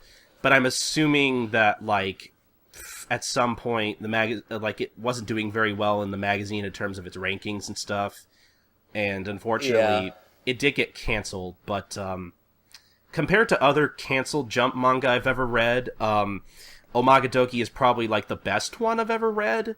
Because I've read some canceled Jump titles that that really look like they're setting up for something really awesome and really great, but then play a lot of their trump cards way too soon, and you could tell it's because oh man, this series isn't doing so well. We gotta spice things up. Oh, let's bring all this endgame stuff that we should have saved like maybe a couple chapters later now. You know, like I've seen a lot of different manga that take that route, unfortunately. Like, with stuff like this, I feel like maybe, like the thing going against this series in particular and other canceled Jump manga I've read would be just time, honestly. Like, because, you know, I've seen manga and Jump last for, God, I think the shortest canceled Jump title I've read was like 18 chapters, which isn't even like 4 months in the magazine. Jump. Oh, I know there was one that aired that. Which not aired, ran last year that only lasted for 12 chapters. Oh yeah. There definitely been some cases, some titles in Jump that definitely did not last very long. I wish I could remember Lady what Justice, title. that's what it was. Say what? Lady Justice, that's what it was called. Oh yeah, that's right. I remember seeing that. Never read it. It doesn't. It was not good. Yeah, I guess there you go. It's like, I do this super heroic thing. Oh my gosh, my clothes fell off. I'm gonna do this other super heroic thing. Oh my gosh, I have no clothes again. It just sounds like a shittier Shimonetta, is what it sounds like to me. But yeah, I don't know. Like I don't know. I can't see. It's weird because I can't really like describe what about Oumagadoki really stood out to me, other than just like the art style and its all animal cast. Like, I feel like other than that, actually, the character designs are all fantastic, and oh yeah, some of them really like weird me out because like I don't know how to describe it. There's I think there's this one animal character design where he's a hippo or something, and like his elephant. You think is that who you're talking about? Not him, but I think there's a hippo character in there where like his arms and his hands, like one of his hands I think is the hippo head or something. Like there are some weird designs like that where like Horikoshi takes like different body part, it kind of like switches around different body parts of an animal and somehow makes them look more human that way. and I know what you were talking about earlier with the elephant. The elephant's kind of funny looking because like the head of the elephant, he uses the elephant's head as like a hood or something, and it's like really weird. Yeah, it's just really weird design choices like that. There's the snake girl who, she is a snake, but her hair is made of snakes. Yeah, that confused me. But yeah, and I think my favorite designs were Igarashi, Kasai, and Ikaku. Igarashi was who again? I think he was the seal, right? The seal. Yeah, the seal. Yeah. I love Igarashi so much. And like, the director, the rabbit, Sheena, I think that his design was the one that stood out the most. Oh yeah. And I think it's the character designs, it's the art that are really vibrant and lovable. Even if the character designs don't make sense, they still, they still look nice, and his art style, makes them work. And then, like you said, the how they use these animal traits in the battles is something that's really clever and strategic. There's one part that I liked where I'm never going to remember most of these characters' names. I'm just going to refer to them as, like the wolf guy and the crab guy. Oh, yeah.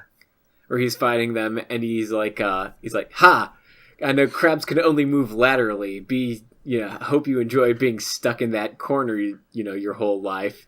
And the guy's like, you know what? That would be creative, except you idiot, spider crabs can move in any direction. And besides, I'm in my human form. I can move in any direction in this form anyway. He's like, oh, right, fuck. Yeah, I love the wolf guy. He's great. And that's another thing, too. I feel really sorry for Igarashi, because he literally just exists to get kidnapped. He's the... And that's kind of a running gentleman. joke. To make a Yu-Gi-Oh! Abridged joke, he is the Mokuba of Amagi Brilliant Zoo. Yeah, exactly. Yeah, but I mean, like, other than those things that we talked about, it's not very different from a lot of other shonen manga, but I feel like if Horikoshi had more time to spend with it, I mean, granted, he got more time to spend with this than other Cancel Jump stuff, because like this ran for like 40 chapters. Like that's almost a year in Jump, so I think compared to other canceled titles, that's pretty impressive. Yeah, and unfortunately his next one, Barrage, got canceled after I think 12 or 14 as well. Yeah, Barrage, which was a damn shame, because that was a good series.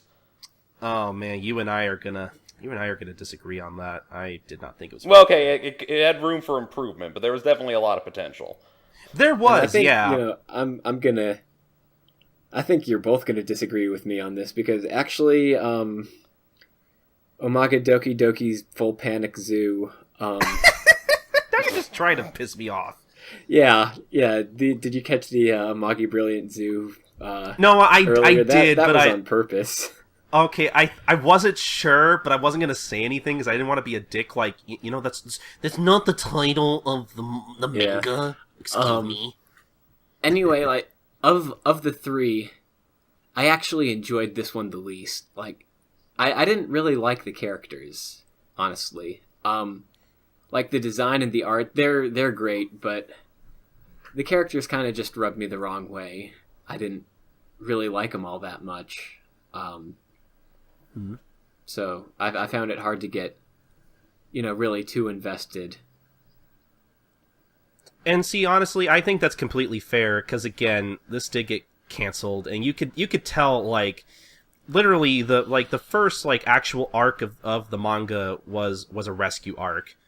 Like, I feel like from that you could tell that that maybe, like, again, even though it seemed like, like volume sales were doing pretty okay, but you could probably tell that ranking wise in the magazine it probably wasn't doing very well. So Horikoshi's editor was probably like, hey, you should probably do something exciting. Oh, hey, let's do a rescue arc, that always works. Which I thought that was a pretty decent arc, but I feel like, unfortunately, like other canceled manga, the unfortunate thing about this is that, Horikoshi probably tried his best to, get people, get readers excited about Oumagadoki, and because of that, like you could tell, I think he was trying to grab readers' attention. Like, I feel like if he had more time to develop the characters, it probably would have ended up being better. So I agree, like, there's room for improvement, and I can understand not getting too invested in the characters, because even I kind of had some trouble here and there. Though there were some moments. A fucking asshole. Yeah, he really is, but Yeah. but I feel like near the end of the series, I felt kind of sorry for him because, and like that's another thing too. Like there are a lot of different, like, because of how long the series lasted, like there really isn't enough time to really get into the actual characterization of the characters and try to develop everybody. So there really isn't a lot of time to explore different, facets or aspects about them. Yeah, and I think that kind of worked sort of to its disadvantage because, as it goes along, I can tell Sheena is more, there's more to him than it first seems, but he doesn't give off a great first impression. No, he doesn't. He's Oh, he's like a selfish asshole, and then he goes to, basically selfish asshole Luffy. Yeah, that's true. And then he does develop, but if you're on the verge of being canceled, you have to make that strong first impression, and he's not immediately likable, and he's sort of the showpiece of the series. Like, he's not the protagonist, but in a lot of ways he's the main character. He's the shonen hero of the series. He is.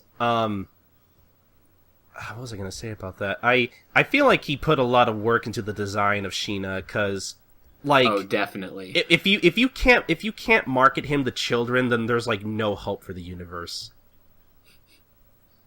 Like, I feel like if Oumagadoki got an anime, it would have done super well. Or Yeah. at least with the kids. Probably could have actually sold a lot of merchandise. Like, this series had a lot of potential, but I guess it just wasn't enough for people, which is a shame, because, like, out of most Jump manga I've read, like, in terms of other shonen, like, it wasn't, the writing isn't groundbreaking or anything, but, like, in terms of the art and the character designs, this is honestly one of the most original looking manga I've ever read, and I still enjoy it, even with its faults. So, one more quick thing on that I wanted to bring up. Uh-huh. I noticed that a lot of characters in the series either have, non-human hands, obviously, or they wear gloves. And I believe that's, a trick that often is something, it makes hands easier to draw. Mm-hmm. And do you think he was doing this on purpose? And I ask specifically because I know in Hero Academia, his later work, the one that he's most well known for, he has a character who is literally covered in hands. So obviously he's... if it was an intentional thing to make the hands easier to draw in this first one, obviously he's improved in terms of drawing hands quite a bit. Yeah, you could say that. I feel like his art has just improved overall. Like, I thought... Because there are some great pages in the first chapter of Oumagadoki Zoo that I did tweet about while I was reading it.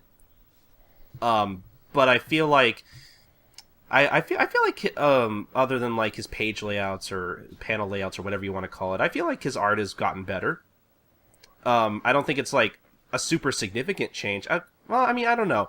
I still like his art. Actually, I don't even know what my point was going to be. I don't know. I think his art has improved a little bit, but I feel like his art was still good enough even back then, even for his first serial. Yeah. Yeah, I get what you're saying. I definitely agree with that. It's very polished for a first serial. Yeah. Mm-hmm. Yeah, and that's what I was looking at it. As a first series, that was how I was sort of grading it. And as someone's first series, this is really solid. Mm-hmm. Again, it's really just... time wasn't really on his side, like, if he had more time to write Oumagadoki, I feel like it could have been a pretty good series, but again, this is a problem with a lot of canceled Jump stuff, or just canceled manga in general, really. Like, you the author doesn't get enough time to really develop the characters, which I think is a big disadvantage for this particular title. All right, you want to move on to the next one? Yeah. Let's talk about Akumetsu. All right, let's talk about Akumetsu. Now, how exactly did you pitch this one to us? It was Death Note meets The Punisher, which is funny because this came out before Death Note. Yeah, that's something I was curious about too. Even when I first read this, I was like, man, they're like, because I feel like Akumetsu kind of it deals with a lot of the same kind of ideology of like good and evil and what's really, what's the difference between the two and everything, and which I thought was kind of interesting. And I was like, man, this feels really Death Note-y in some places. And yeah, surprisingly, this Akumetsu premiered about a year before Death Note, which I thought was kind of interesting. See, you describe it as Death Note meets The Punisher, which I kind of agree with, but I'd personally describe it a bit more like, okay, so imagine Vash the Stampede in the middle of, like, Neo Tokyo from Akira, or whatever the name of that city is, only he has the complete opposite ideology as Vash. Oh yeah, Sho, the main character, has no problem with killing who he wants to kill. That's for sure. And I mean, like the character design and personality, though, it's just so different, or so similar. Yeah, I could see that. I can agree with that. Yeah, I think what I said was I said it was Death Note meets The Punisher with kind of a dash of JoJo, because it's very like it's not as over the top, but it like I don't know, like while I was rereading the first volume the other day, like I think I even said on Twitter, like I feel like if David Productions were to be picked up for an anime adaptation for Akumetsu, I feel like David Productions would handle it the same way they handle JoJo's, with all the all the sound effects on screen, and just how like I guess with the delivery of a lot of like the acting and everything, like I feel like it would be handled the same way. Like, I could vividly imagine it right now. I did think the series was a little heavy-handed with what it was preaching. Just a bit. And by heavy-handed, I mean it was wearing an iron glove. I mean, yeah, that's fair. I can see the similarities to Death Note. It's just, I think Death Note handles the idea in a way that makes the protagonist a lot more understandable and sympathetic. He's like, look, the law can't touch these people. I have this power. I'm going, to deliver justice. And maybe he feels like, he's maybe, he's got a god complex. But at the same time, he's like, no, I really think this will improve society. And you can see how he has a point. Whereas with this, he's basically like just this crazed terrorist saying, you know what? Economics are screwed up and people are dying because of it. I'm going to go out and murder the people in charge. Me and all my clones. Yeah, okay. I didn't get far enough into it to find out what the fuck was up with that. Is he cloning himself? Essentially, yeah. Okay. Like there's more of a story to that, but yeah, like Akumetsu gets pretty science fiction-y a little later on. Yeah, about the point I got to was where he's like, hey, superheroes and stuff and whatnot? Well, I have the ability to not die when I'm killed, which doesn't make sense because, as Fate Stay Night has taught us all, people die when they are killed. But and also to be in the same place at more than one time. I'm like, okay, wait. What? Yeah, but yeah, if there's clones involved, I kind of suspected that makes a lot more sense. Yeah.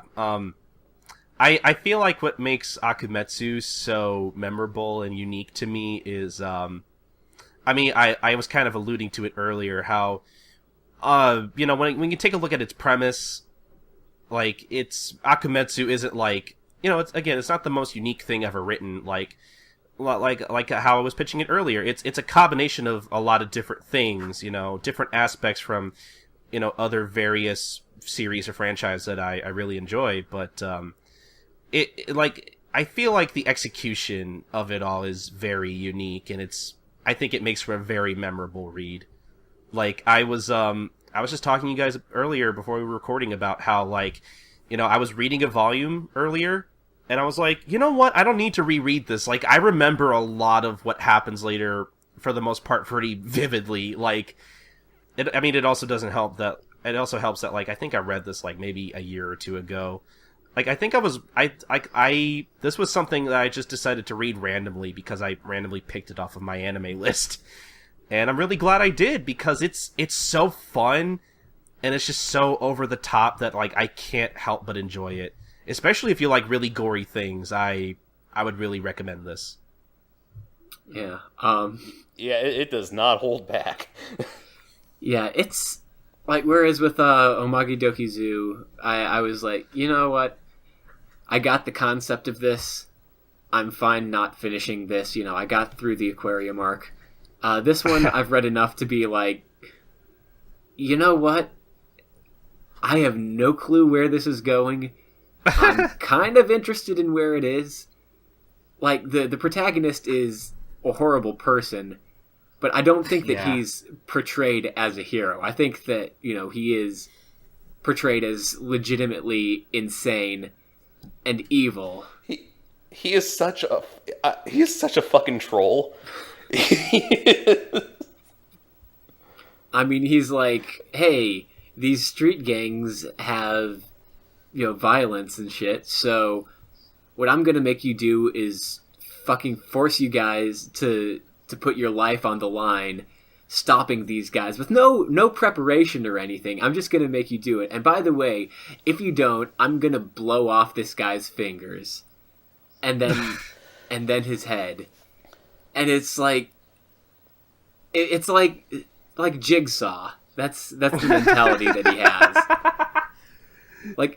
As someone who's never actually seen Saw, definitely he's operating in different ways. But he has this sort of mentality about, okay, well, how about I just try to bring about a good change in the most evil way possible because I'm fucking bananas. And I kind of like it. I think the strongest part for me was for the third that combination of the fake Akumetsu and the confrontation with Congressman Saruda, I think his name was, at that live talk show. And it's he's buffering him with questions. He's pressing a button. The fake Akumetsu's tied up, thinking he's gonna blow up. And then all fucking shit breaks loose when the SWAT team shows up, and it ends with the congressman impaled by swords that were strapped to the fake Akumetsu's wheelchair that one of the Akumetsus just did a full-on charge at and pushed the wheelchair at him. He gets skewered.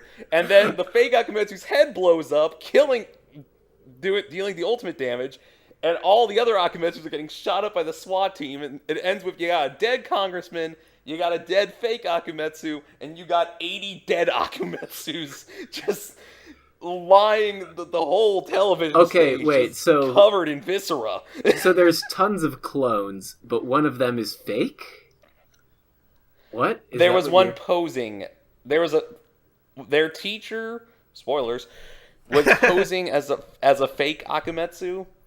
It was claiming that he was Akumetsu, but the big problem was that he was killing innocent people, because the whole thing, one man, one life. Okay, I see. That sounds even more insane.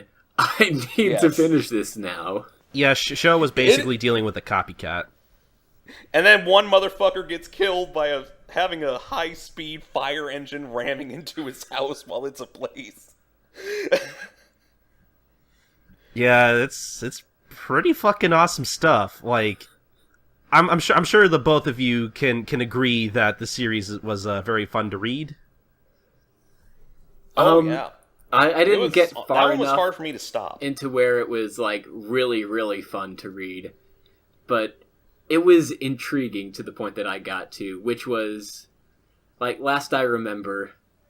Well, okay, last I remember, I'd had a rum and coke while I was reading it, and I think I mixed it a little too strong, because by the end of what I was reading, I was just looking at the page, I'm like, okay, he has the sword to the guy's throat on live TV, and he's talking about economics, and I do not understand these economics that are happening at all. All I know is that Vash the Stampede is wearing a mask and putting a sword to a guy's throat because of economics. I think I like this, though. I mean, hey, if it makes you guys feel any better, I didn't really understand a lot of the politics and economics while reading this either, because I don't know anything about that kind of stuff, I'll be completely frank, but I read it because it was fucking cool, and I liked the violence. But I mean, I think the series, while I don't think people should really take it too seriously, I think it has at least something to say.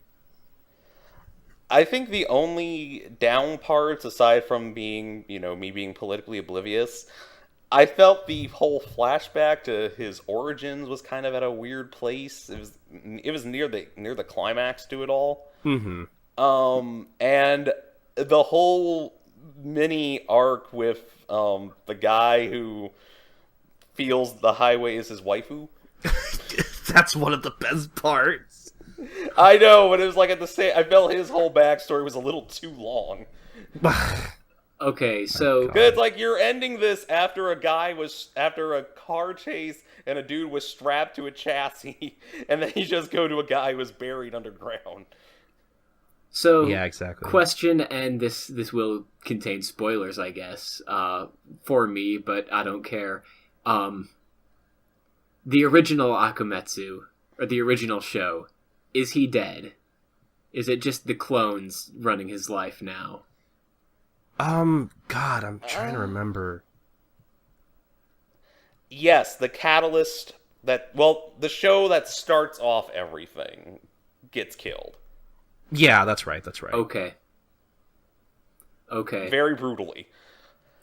That, like, the whole clone thing seems like it could be something that's really, really interesting in how they deal with that. And it's like, we keep comparing this to other things. With, like, Oumagadoki Zoo, we're like, this really isn't like anything. But this is just like so many things, we're drawing all these comparisons. It reminds me of another thing I haven't actually seen, like the concept of the Prestige, where he's performing this magic trick by essentially cloning himself, and then one of them dies. And it's I forget the name of this paradox now. Something about like this one ship that gradually keeps getting repaired and repaired over time until none of the original parts that were on that first ship actually remain. Is it the same ship? Like that's something that I find really interesting in a cloning story. I'm not sure if Akumetsu is going to go into that at all, but I mean that's just something that seems really interesting to me. Yeah, but I was gonna say, yeah, I guess this probably wasn't like the best pick because, like I was saying earlier, yeah, there are a lot of different aspects about Akumetsu that remind me of a lot of different things. But again, I think the execution is so both well done and over the top that like I think, I don't know, to me it's pretty unique in that sense, I think. Yeah, just because something is like a lot of other things doesn't mean that it's not unique. Like, I'd say there aren't a lot of things that I've seen that are like Baccano. But Baccano, I could also compare to so many things. It's like, you can see these elements. It's like, it's not like, it's kind of like The Godfather, but it's not like The Godfather at all. It's like Highlander, but it's not like Highlander at all. It's like a Quentin Tarantino film, but it's not a film, it's an anime. again, Baccano is another one of those series where it's very unique, and it's not like a lot of things in its genre, but it's like a lot of other things from outside, and you're trying to describe it by saying, well, it's like this, but it's also like this, and it's also like this. And I think that's another way to say something is unique as well. Where, as opposed to something like, oh, yeah, well, Hero Academia, it's like a lot of different other shonen anime. And there's a lot, there's a lot that you can say that's great about Hero Academia. But, originality isn't necessarily one of those things. It's good despite, not being wholly original. But Yeah. It's, it's still good. Whereas, saying that something is like other things doesn't mean necessarily that it is not an original and unusual thing.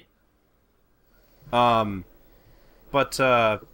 so I think we should just talk about the last thing that I wanted to talk about. Series that I was kind of the most excited to revisit and talk about. I don't want to hype it up too much because I don't want to be the guy who like hypes up a thing and then you finally get to it and it's like, wow, this thing is not as good as that one guy told me it was going to be. I've been a victim of that, unfortunately. Well, of the three that you told us to check out, this is the one that I have read the least of, but it's also the one that I have enjoyed the most.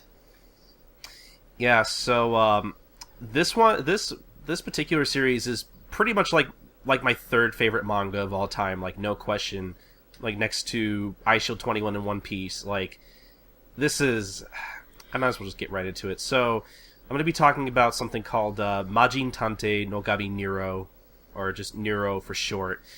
I think the English title for this would have been like Supernatural Detective Neuro or something. Yeah. It's a manga done by Yusei Matsui, who some of you may know as the author of Assassination Classroom.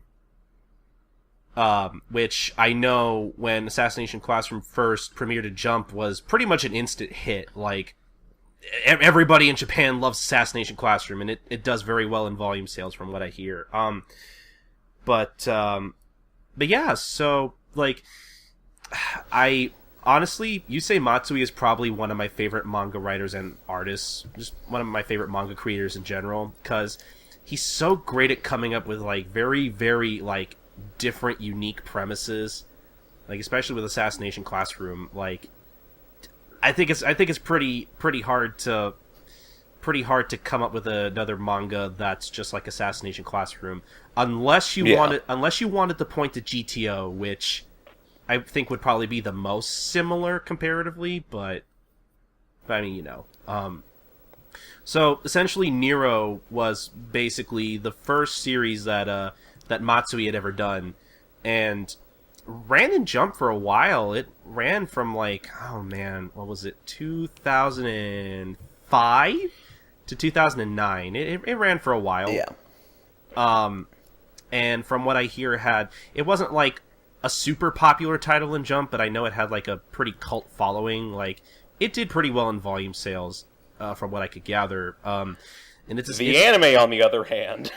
Yeah, the anime's not very good. Though I do for Assassination Classroom? For Neuro. Oh, for Neuro. It has an anime? Yeah, Yep. it did have an anime, but personally, I don't think it's nearly as good as the manga. I've heard it deviated from the honestly, original I feel like the anime for Assassination Classroom must not be all that great either. No, actually, it's really not that bad. It in terms of like adapting the source material, it's pretty faithful. See, I the thing believe is, I feel like I might like the manga, but I didn't really like the anime all that much. For Yeah, Assassination I believe you Classroom? said you felt it was like a Cliff Notes. I feel like, it didn't get expanded enough. Like, I don't they throw so many characters at you that have so little personality. I feel like I was only getting part of, all the development of the story. That's fair. Like even actually, in regards to Neuro, on Twitter, Chris was saying something about how he's like, yeah, I can see how this was by the same guy who did Assassination Classroom, and I was like, wait, really? Because I am not getting that vibe at all from this manga, so I'm guessing it must be the art rather than... Yeah, the art. It's the art. Yeah, that's... and also the fact that the cases are rather cliff-noted. Well, see, the thing is with Neuro is that something I love about Neuro is the art. Like, I was really gushing about it on Twitter the other day. Like Neuro himself is I think is a great main character. He's so fun, he's so entertaining, and I think you could tell, especially from the way Matsui draws him, because Matsui uses a lot of different perspectives on Neuro and draws him in like really crazy, just I guess I don't know what other word to describe it. Like, the perspectives he uses on Neuro make the manga so fun to look at. Like, and also another thing is that something it makes him feel really otherworldly as well. Exactly, which I mean is accurate because he is literally a demon. Yes. But something I was kind of disappointed with overall with Assassination Classroom is that Matsui is not as gung-ho about some of his art with Assassination Classroom. Like, his art still looks really good, and it looks really clean, but there's a lot of really weird abstract imagery in Neuro that also make it very fun to read. I have a theory behind this. Yeah, what do you think? Okay, so a reason you get, Neuro at all these different angles and, all the criminals turning into these, horribly mutated things from the characters' perspectives and whatnot. Yeah. Is because Matsui said that at that time he thought he was not good at drawing people. And it kind of shows in the series. But since he moved on to Assassination Classroom, where the majority of characters in here are human, I guess maybe he felt more comfortable that he didn't need... Maybe he felt that he was using all that imagery in Neuro to make up for his lack of ability for drawing people, but since everyone's a human in this series, in Assassination Classroom, maybe he felt he didn't need to rely on the imagery as much. That's perfectly fair. I could see that. But I think the imagery in in Neuro is what I think kind of makes up a lot of the enjoyment of the series for me. Yeah. I still think in terms of, the overall premise, it's not...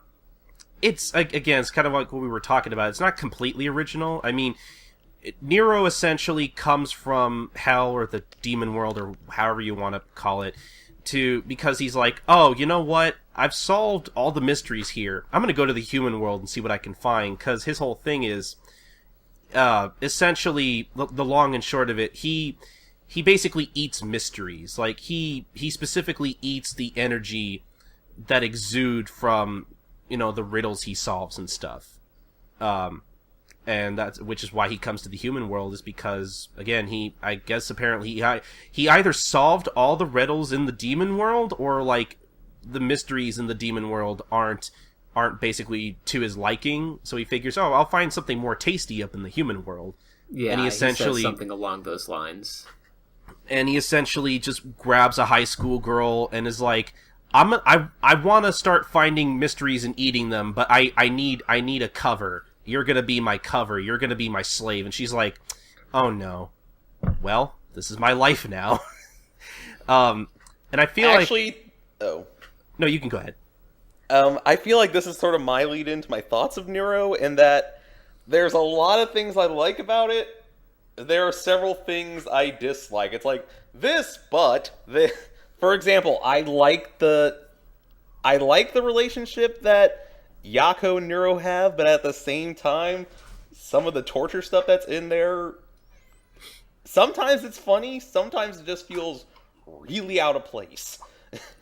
Yeah, I could see that. While I like the relationship, it also feels like it doesn't necessarily make sense. It's like, oh, well, people won't believe if I'm a detective for whatever reason, so I have to be an assistant, and I have to make this random high school girl into this super good detective, and hype her up, even though she doesn't actually do anything. That doesn't make sense as a premise to me. Like, I don't understand why he needs her.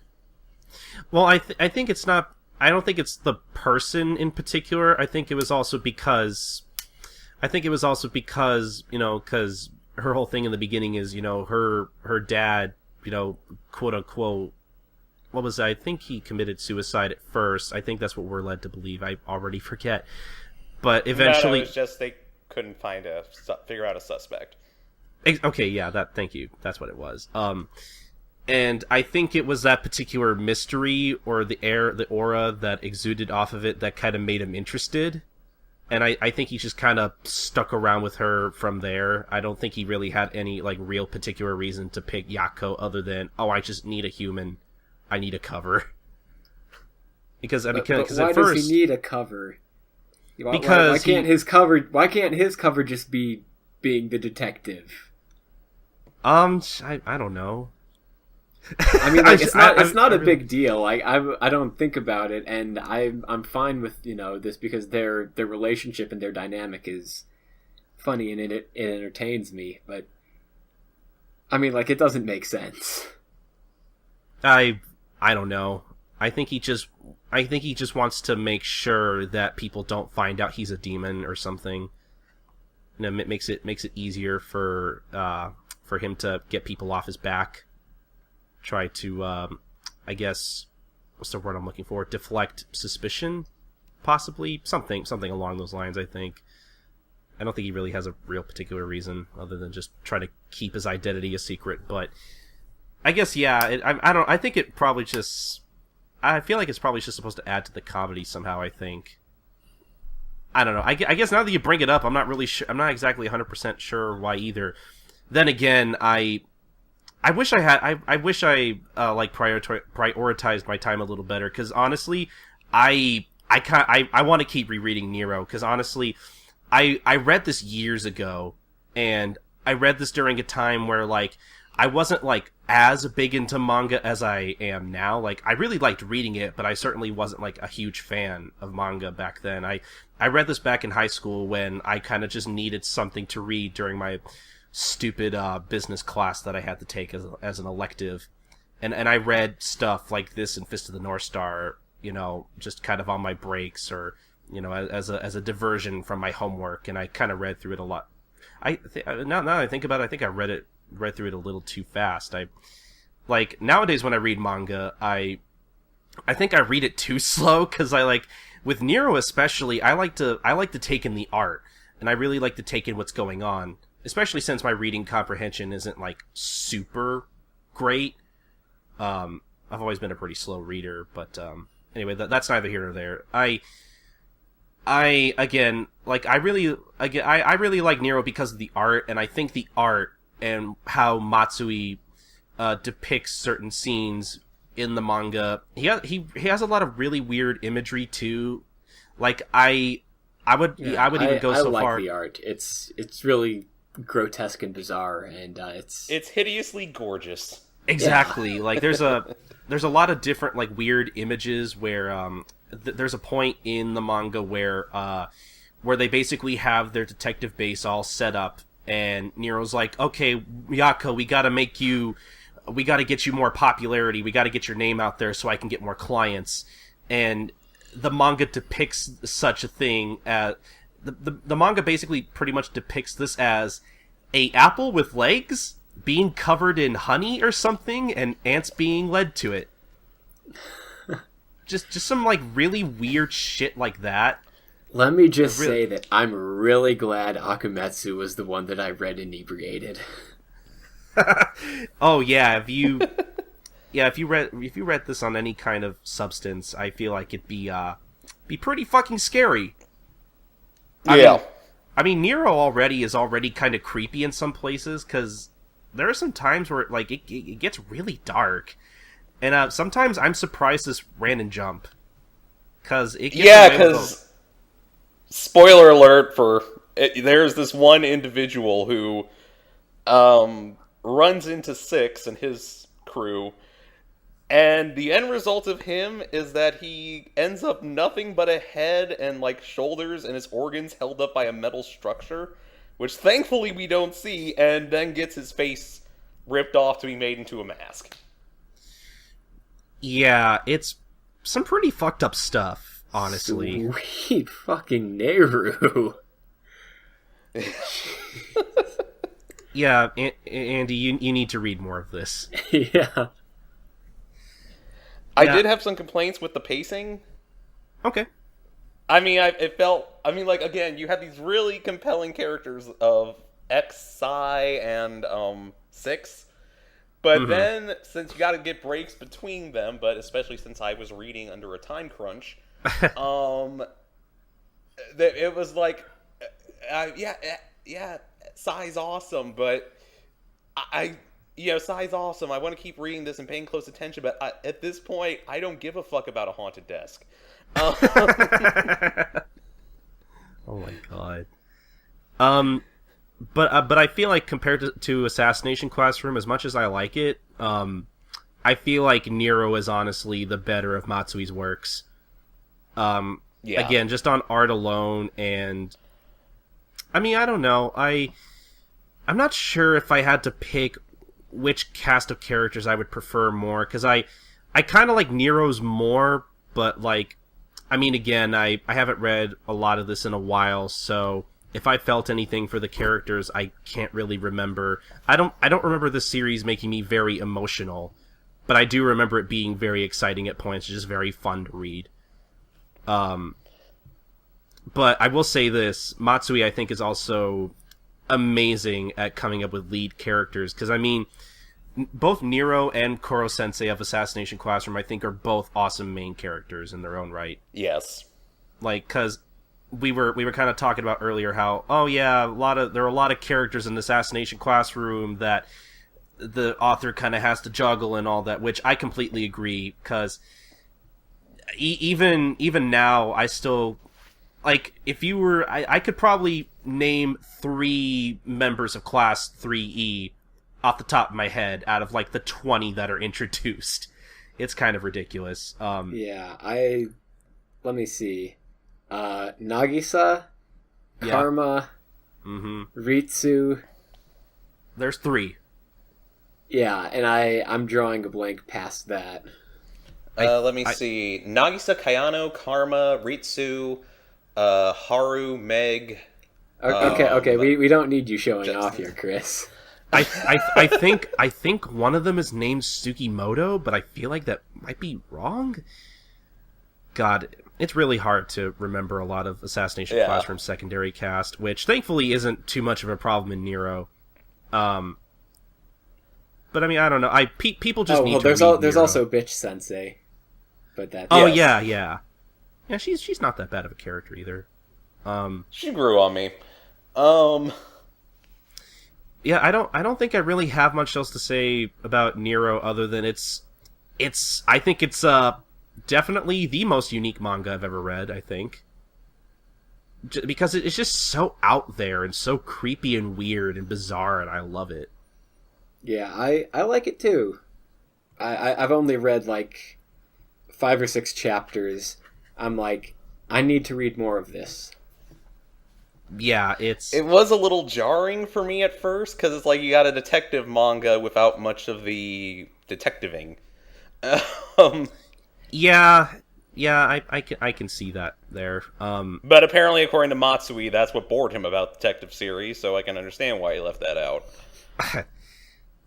Like I was gonna say, it was either going to be this or a romance series, so I guess we should thank our lucky stars that it was this one. Oh God, I would love. Like, I would love to see some kind of romantic comedy done by Matsui, because I feel like it'd be really weird and stupid, but I would still love it. Hey, Assassination Classroom is done, so yeah, the dude needs more work. And if he gets more work, I hope Viz finally picks up his next series for a run in the English Jump. Yeah, Shonen Jump will definitely pick up his next series. I mean, at least Japan's. It has. I hope Viz does too. And if anything, because at this point, Assassination Classroom it's been nominated for an Eisner Award, and I hope it has. And I hope it gets it. I hope it gets it. Because if it does, I'm hoping that'll make Viz be like, maybe we should pick up his other stuff, and we'll finally get Neuro officially licensed and translated by Viz. The best we could ever hope for, unfortunately, was the anime, which, again, isn't very good. So, it's the best we got, officially. If Assassination Classroom's been nominated for an Eisner, I'm really going to have to give the manga a shot, because judging by the anime, I'm shocked. The manga focuses a lot more on a lot of the characters, because several ones like Meg and that one Playboy character, they get their own stories, and they get their own little mini stories. Yeah, because like the way that I described the Assassination Classroom as someone who's just seen the anime, is that it's a joke, and it's a funny joke, but it goes on for about 15 episodes too long. Yeah. And also the thing... and also with the Eisner Awards, Assassination Classroom is going up against A Silent Voice, so don't get your hopes up about that. Oh, well, I've heard so many good things about that one. So. I mean, hey, I love A Silent Voice, and if A Silent Voice wins, I won't complain, because I think it deserves it too. I'm just saying I would like Assassination Classroom to win, if not for the fact that maybe Viz will finally get their act together and pick up Neuro, honestly. So there's my bias, but shit, what was I going to say? Oh yeah, so and the other thing about Assassination Classroom when it comes to the anime is that, I mean, I don't remember exactly what material they had to skip. I know there were some chapters of the manga they had to skip because I guess the second season is gonna animate the rest of the manga, from what I've heard. Yeah. The second season started on a fucking filler episode. They're like, let's make a giant pudding. That's the point where I dropped the show. Well, I mean, to be fair... you haven't gotten to the shark jumping point yet. No, yeah, trust me. Assassination Classroom really picks up at a certain point that I don't want to say here. But also, to be fair, that pudding chapter, that's an entire chapter of the manga. That's actually plot relevant. Yeah, actually, it is. I forgot about that. Why the fuck is making a giant fucking pudding plot relevant? There's heavy spoilers to that. Yeah, you'd be pretty surprised, Andy. But you gotta trust us on this one. And also, that was a damn fine looking pudding. Oh yeah, that was a good looking pudding. But why pudding? Andy, it makes sense once you keep going. I promise. And besides, frankly, Koro-sensei likes sweets, so it's fucking brilliant. Yeah. Yeah, I mean, to be fair, I remember when I first read that in the manga, I was like, yeah, this is kind of funny, but I don't care. And then, once Assassination Classroom gets to that particular reveal, it's like, oh, huh. Actually, that was a twist that I never saw coming, but it actually had a lot of foreshadowing to it. Yeah, I was really surprised by that, honestly. That was such a great twist. I really liked it, actually. But yeah, I don't think I really have anything to say else about Neuro other than it's super... It's a solid series. It's solid, it's creepy, it's out there, it's weird looking, but it's just so... I don't know, no matter your opinion on the story, it's so fun to look at. And I love just... Like Matsui could draw an entire picture book, and I could just sit there and look at his art all day. Honestly, I love his work. He really is one of my favorite manga artists out there. Also, little known fact, he was also an assistant for Yoshio Sawai for Bobo. Huh. So I'm not sure if you guys noticed some of the facial reactions and face. Well, I mean. Oh, yes, definitely. If you've read the Bobobo manga, they look very similar. But, yeah, those are, those are pretty much the 3 most unique manga I've ever read. You guys should go read them. So, one more question then, just to close things off. All right. What you've done is showcase some of these unique manga, but I don't read a ton of manga just because I don't know how exactly to go about finding it. A lot of times when I check out a manga, it's because I saw the anime adaptation and I want to, see it in another form. Yeah. So, how exactly would you recommend going about finding new manga to read? That's a good question. I mean, word of mouth, basically. I don't know. It's I get a lot of recommendations a lot of the time. I don't know. I don't think there's really an easy answer to that. I don't know. I just spend a lot of time on the internet. I usually look at stuff like sometimes I look at the New York Times bestselling list of manga, see what's popular. But I mean, just because it's popular doesn't mean it's going to be very good. So it's not really an indicator of quality per se. But it's good to see what's out there and what's selling. Usually what I do is I don't know. This is kind of only applicable to me, but I remember the first time I found my anime list and what a wonder that was, because I think I spent an entire afternoon just adding stuff to my list to the point now where I think I have over 1,000 titles listed on both lists. So what I do now is I just kind of pick random stuff off of the manga list I have on my anime list, and I just kind of go from there. Now, as to whether, whether something's licensed or not, that one's pretty easy. What was it? I think it was Baka Updates or Manga Updates or whatever it's called is usually a pretty good place to look at to see if something has been licensed for release over in the States. Because, I won't lie. Sometimes unfortunately, all 3 manga I've talked about today, you can't really buy officially. So you kind of have to find them. I won't say where, because, you use the internet if you're listening to this. You probably know how to find manga. You can find it. The question is, do we want to mention a specific site that generally has less scummy methods in terms of how they put out, unlicensed manga? Because I know there are some out there who will steal from scan laters and not credit them or whatnot. Well, if we're talking about less scummy ones, usually I don't like to give out particular sites, because I do work with a lot of manga podcasts that don't like to promote that kind of stuff. But what? Since I'm not, how about this? How about if you're interested, message one of us, leave a comment or something. We're giving out our social media at the end. Ask us where to read these.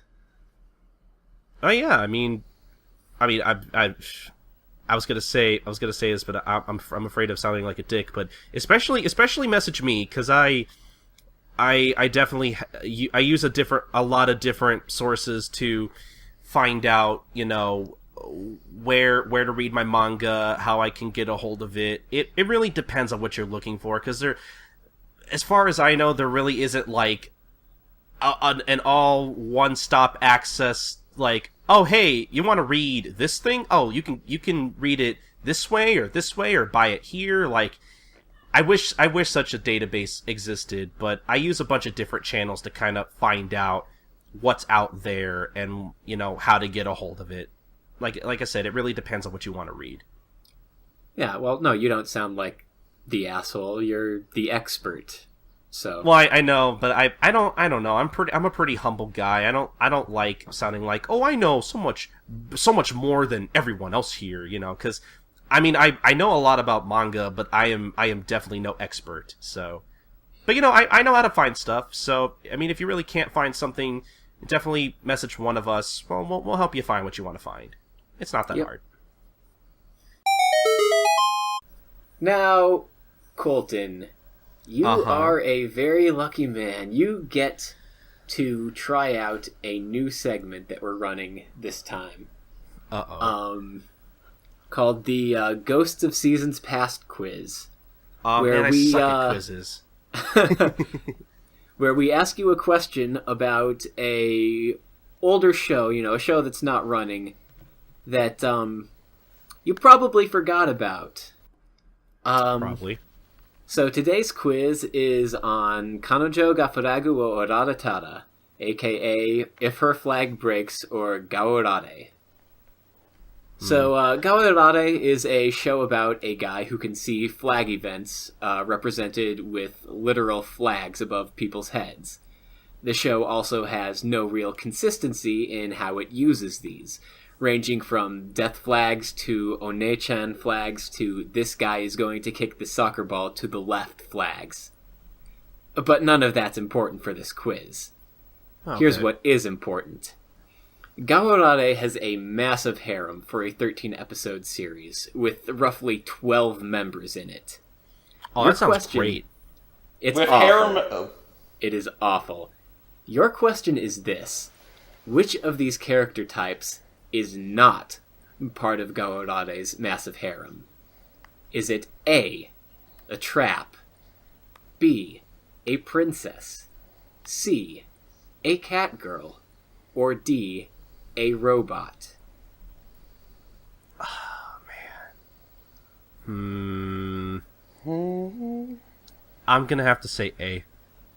A, the trap? Yeah. Oh, I'm sorry. That's wrong. The trap is actually the only good character in the show. Huh. What do you know about that? And in fact, B was kind of a trick one because there are two princesses. Well, I guess good thing I didn't pick that one. Yeah, great job, Chris. Great job. Maybe he gets another chance, huh? Oh, I didn't know that. No one told me. No. You can go ahead and tell me. It's the robot, isn't it? No, it is the cat girl. Gaorare does not contain a cat girl. So you're telling me there's a robot girl in the show? I might have to start watching this. Don't She's bother. the second good character in the show. Chris, question for you. Would you say that yes, there...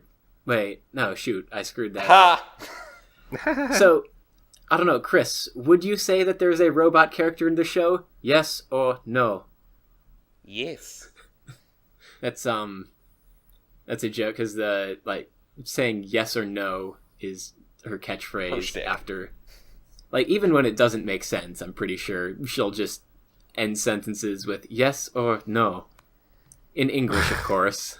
That's pretty cute. I like that, actually.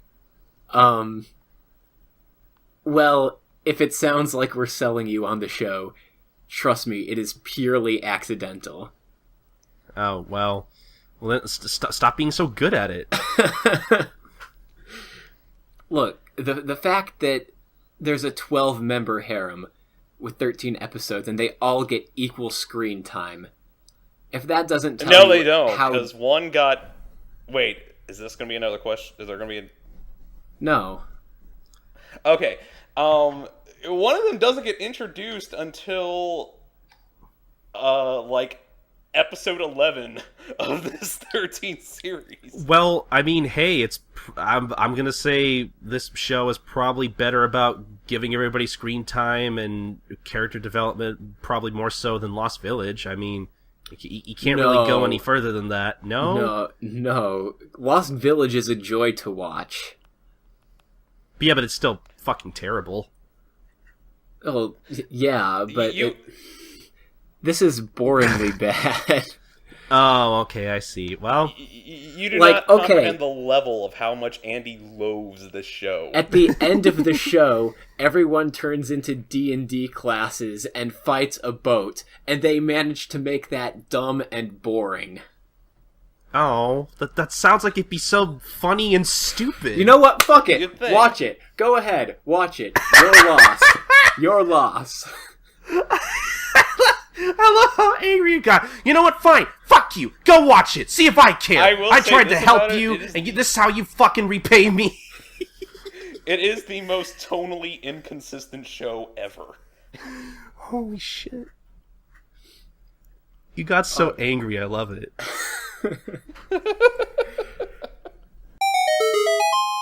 So our final segment is a regular one of ours called the Mal Review. And this is a segment that offers the best of my anime list reviews. Now, Chris, did you have a review at all?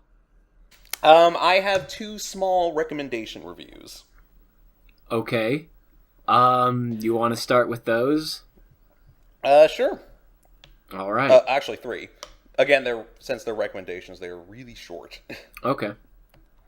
Okay, this one I picked because of this man abuses ellipses as though he was an alcoholic stepdad. Oh, that sounds great. So, yes, if you liked working, you'll like Denkigai no Honya-san. Both contain heavy slice of life episodes about work. Both are funny as fuck. Fucking awesome cast. Oh my god. Both have a little bit of romance, which is necessary.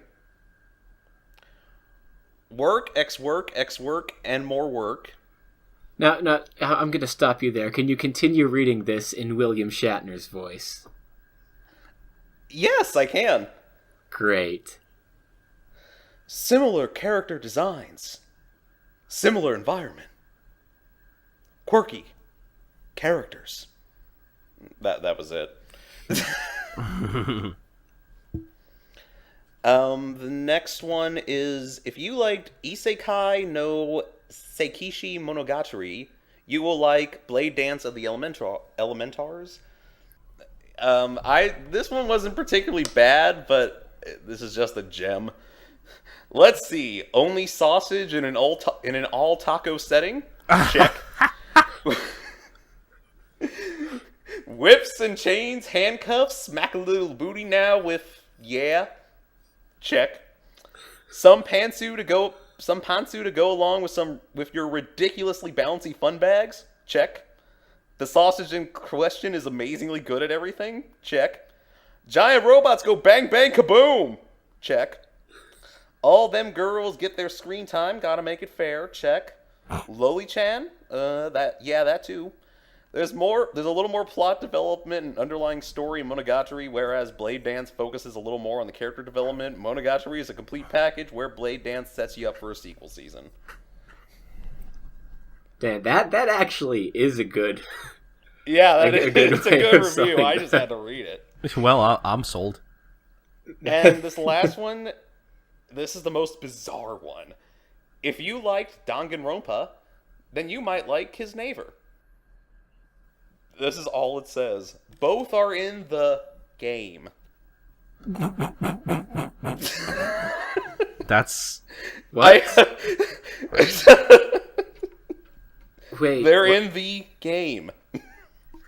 What?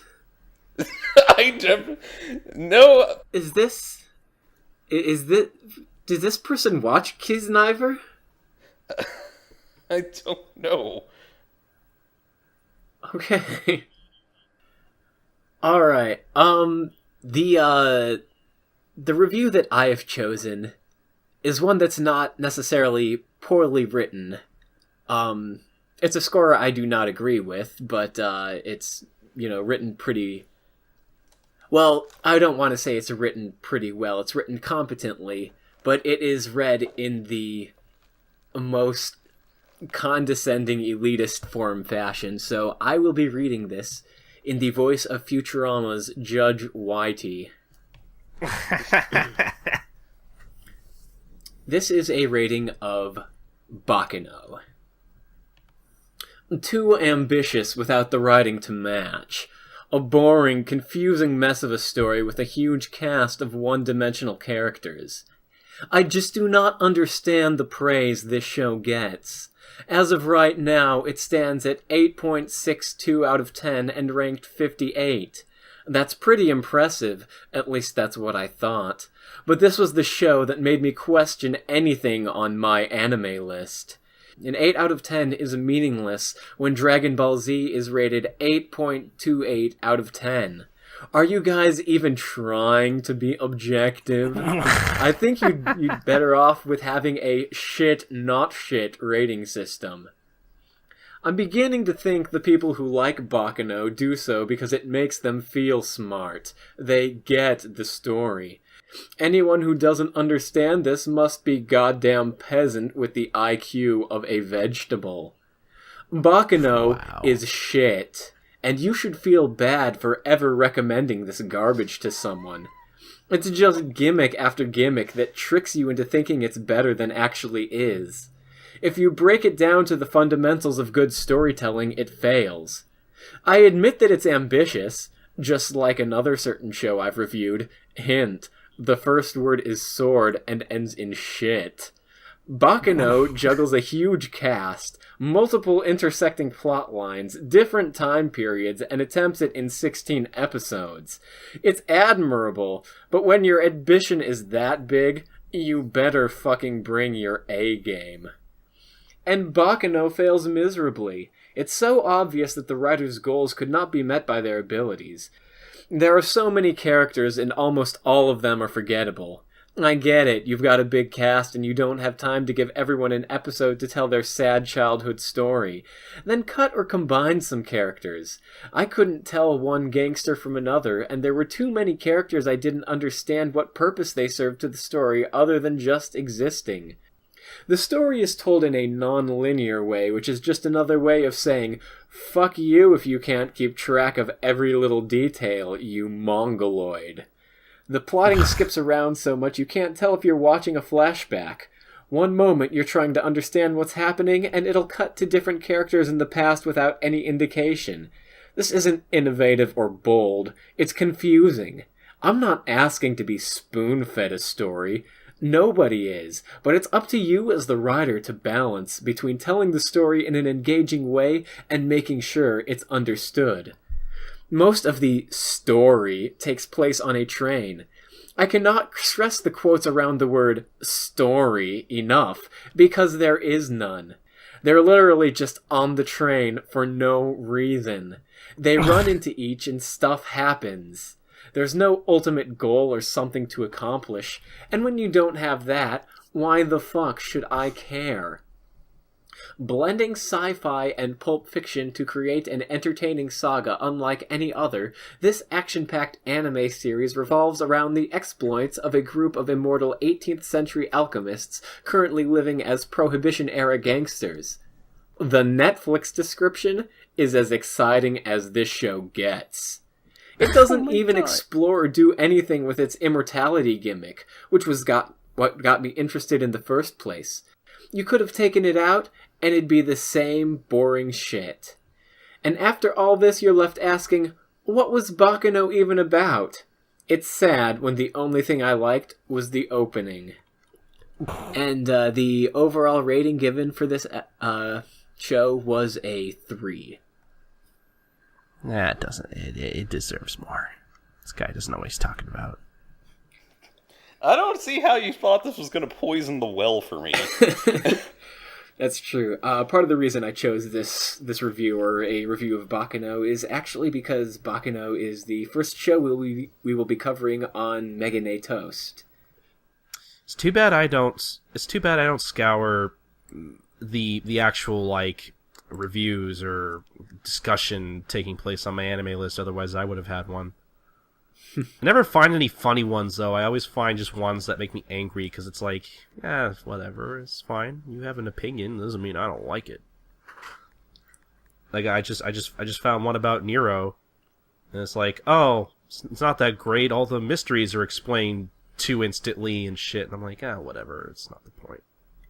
Yeah, I think you kind of have to go looking for shows that will give you the good sort of reviews. You know, the Kotaku certified ones. Oh yeah, no, that's true. I did find one earlier about how similar Attack on Titan and Cavalry of the Iron Fortress are, but I figured that would have What? been too, What? Yeah, like, is They're it not obvious to you guys? What? Oh, no. No. Oh, no, wait. It's done by the same people. Oh, yeah, you're being sarcastic. I almost believed you guys, actually. I was about to say, because I feel like I'm the only one who ever talks about that. I never see anyone talk about that at all, about Cabaneri. Like, am I the only one that notices this?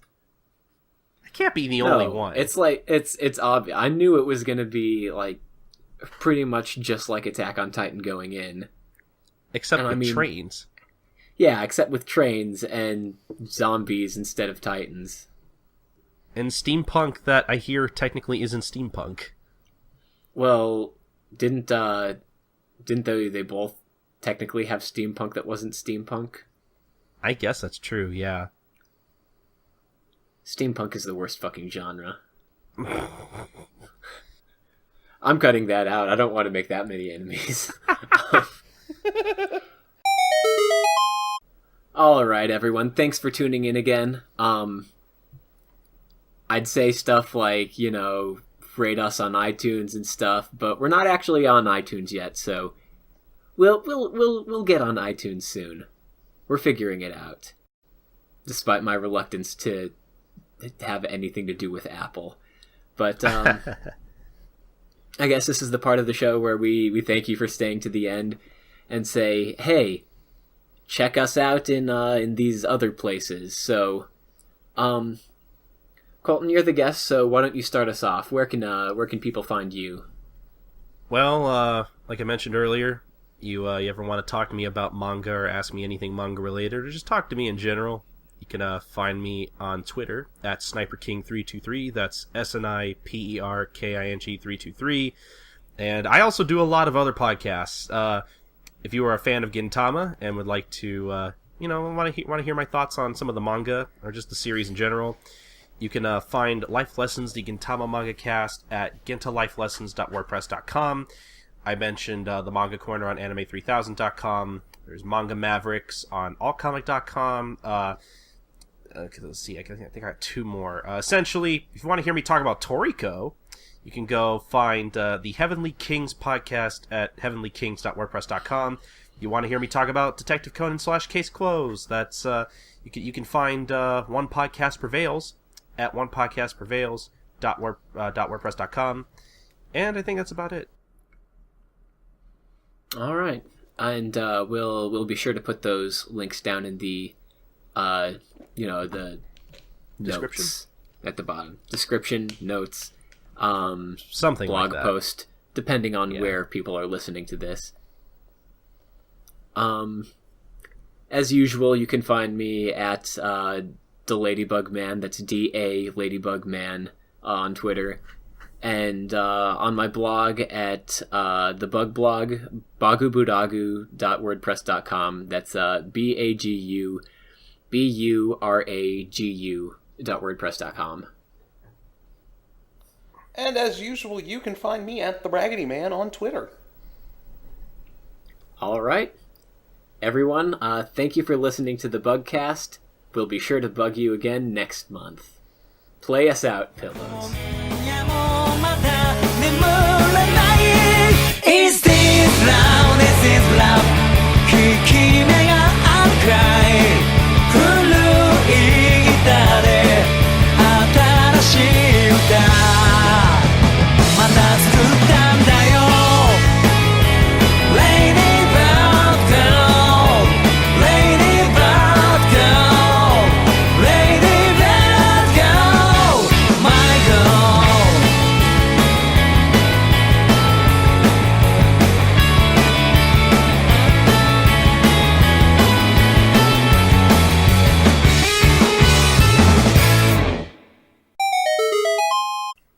I hate how I start reading these and they look relatively short, but when you read them out loud, they seem longer than they should be. It's okay. We can just edit it all out, right? I don't know, this review was golden. Yeah, it was pretty good. I mean, I can maybe cut through some of it. Oh no, keep it all. Keep it all. Too ambitious without the writing to match. A boring, confusing mess of a story with a huge cast of one-dimensional characters. I just do not understand the praise this show gets. As of right now, it stands at 8.62 out of 10 and ranked 58. That's pretty impressive, at least that's what I thought. But this was the show that made me question anything on my anime list. An 8 out of 10 is meaningless when Dragon Ball Z is rated 8.28 out of 10. Are you guys even trying to be objective? I think you'd better off with having a shit, not shit rating system. I'm beginning to think the people who like Baccano do so because it makes them feel smart. They get the story. And they can follow it and appreciate all delicious complexities. They can keep up with its non-linear storytelling. Anyone who doesn't understand this must be goddamn peasant with the IQ of a vegetable. Baccano is shit, and you should feel bad for ever recommending this garbage to someone. It's just gimmick after gimmick that tricks you into thinking it's better than actually is. If you break it down to the fundamentals of good storytelling, it fails. I admit that it's ambitious, just like another certain show I've reviewed. Hint, the first word is sword and ends in shit. Baccano juggles a huge cast, multiple intersecting plot lines, different time periods, and attempts it in 16 episodes. It's admirable, but when your ambition is that big, you better fucking bring your A game. And Baccano fails miserably. It's so obvious that the writer's goals could not be met by their abilities. It's all gimmicks and flash to cover up their poor writing. I can forgive boring characters if the story and plotting were good. I can forgive a shit story if the characters are charming enough. But Baccano has neither. The show 24 has some terribly shallow characters, but goddamn, you cannot say it doesn't keep your ass glued to the seat. Let me scan this a little bit, see if I can shorten it some, because it's a pretty... No. Keep going. Keep going. Alright, I'll keep going. There are so many characters, and almost all of them are forgettable. I get it, you've got a big cast, and you don't have time to give everyone an episode to tell their sad childhood story. Then cut or combine some characters. I couldn't tell one gangster from another, and there were too many characters I didn't understand what purpose they served to the story other than just existing. Worse, the show tries for this authentic Prohibition-era America setting only to have the tone ruined by some lame anime-style characters. There's a lot of dialogue that is just embarrassingly cheesy. The story is told in a non-linear way, which is just another way of saying, fuck you if you can't keep track of every little detail, you mongoloid. The plotting skips around so much you can't tell if you're watching a flashback. One moment you're trying to understand what's happening, and it'll cut to different characters in the past without any indication. This isn't innovative or bold, it's confusing.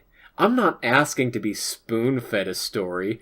Nobody is. But it's up to you as the writer to balance between telling the story in an engaging way and making sure it's understood. Most of the story takes place on a train. I cannot stress the quotes around the word story enough, because there is none. Now, I thought it was going to be one of those coincidence stories where everyone is going after the same thing on the same day in the same place, and the fun comes from them figuring out how to deal with each other. You've got gangsters dealing with thieves and an urban legend monster lurking on the train. That would have been 100 times more exciting than what I actually got, which was none of that. They're literally just on the train for no reason. They run into each and stuff happens. There's no ultimate goal or something to accomplish, and when you don't have that, why the fuck should I care? Blending sci-fi and pulp fiction to create an entertaining saga unlike any other, this action-packed anime series revolves around the exploits of a group of immortal 18th century alchemists currently living as Prohibition-era gangsters. The Netflix description is as exciting as this show gets. It doesn't even explore or do anything with its immortality gimmick, which was what got me interested in the first place. When they finally talk about it, it doesn't have any effect on the rest of the story. You could have taken it out, and it'd be the same boring shit. And after all this,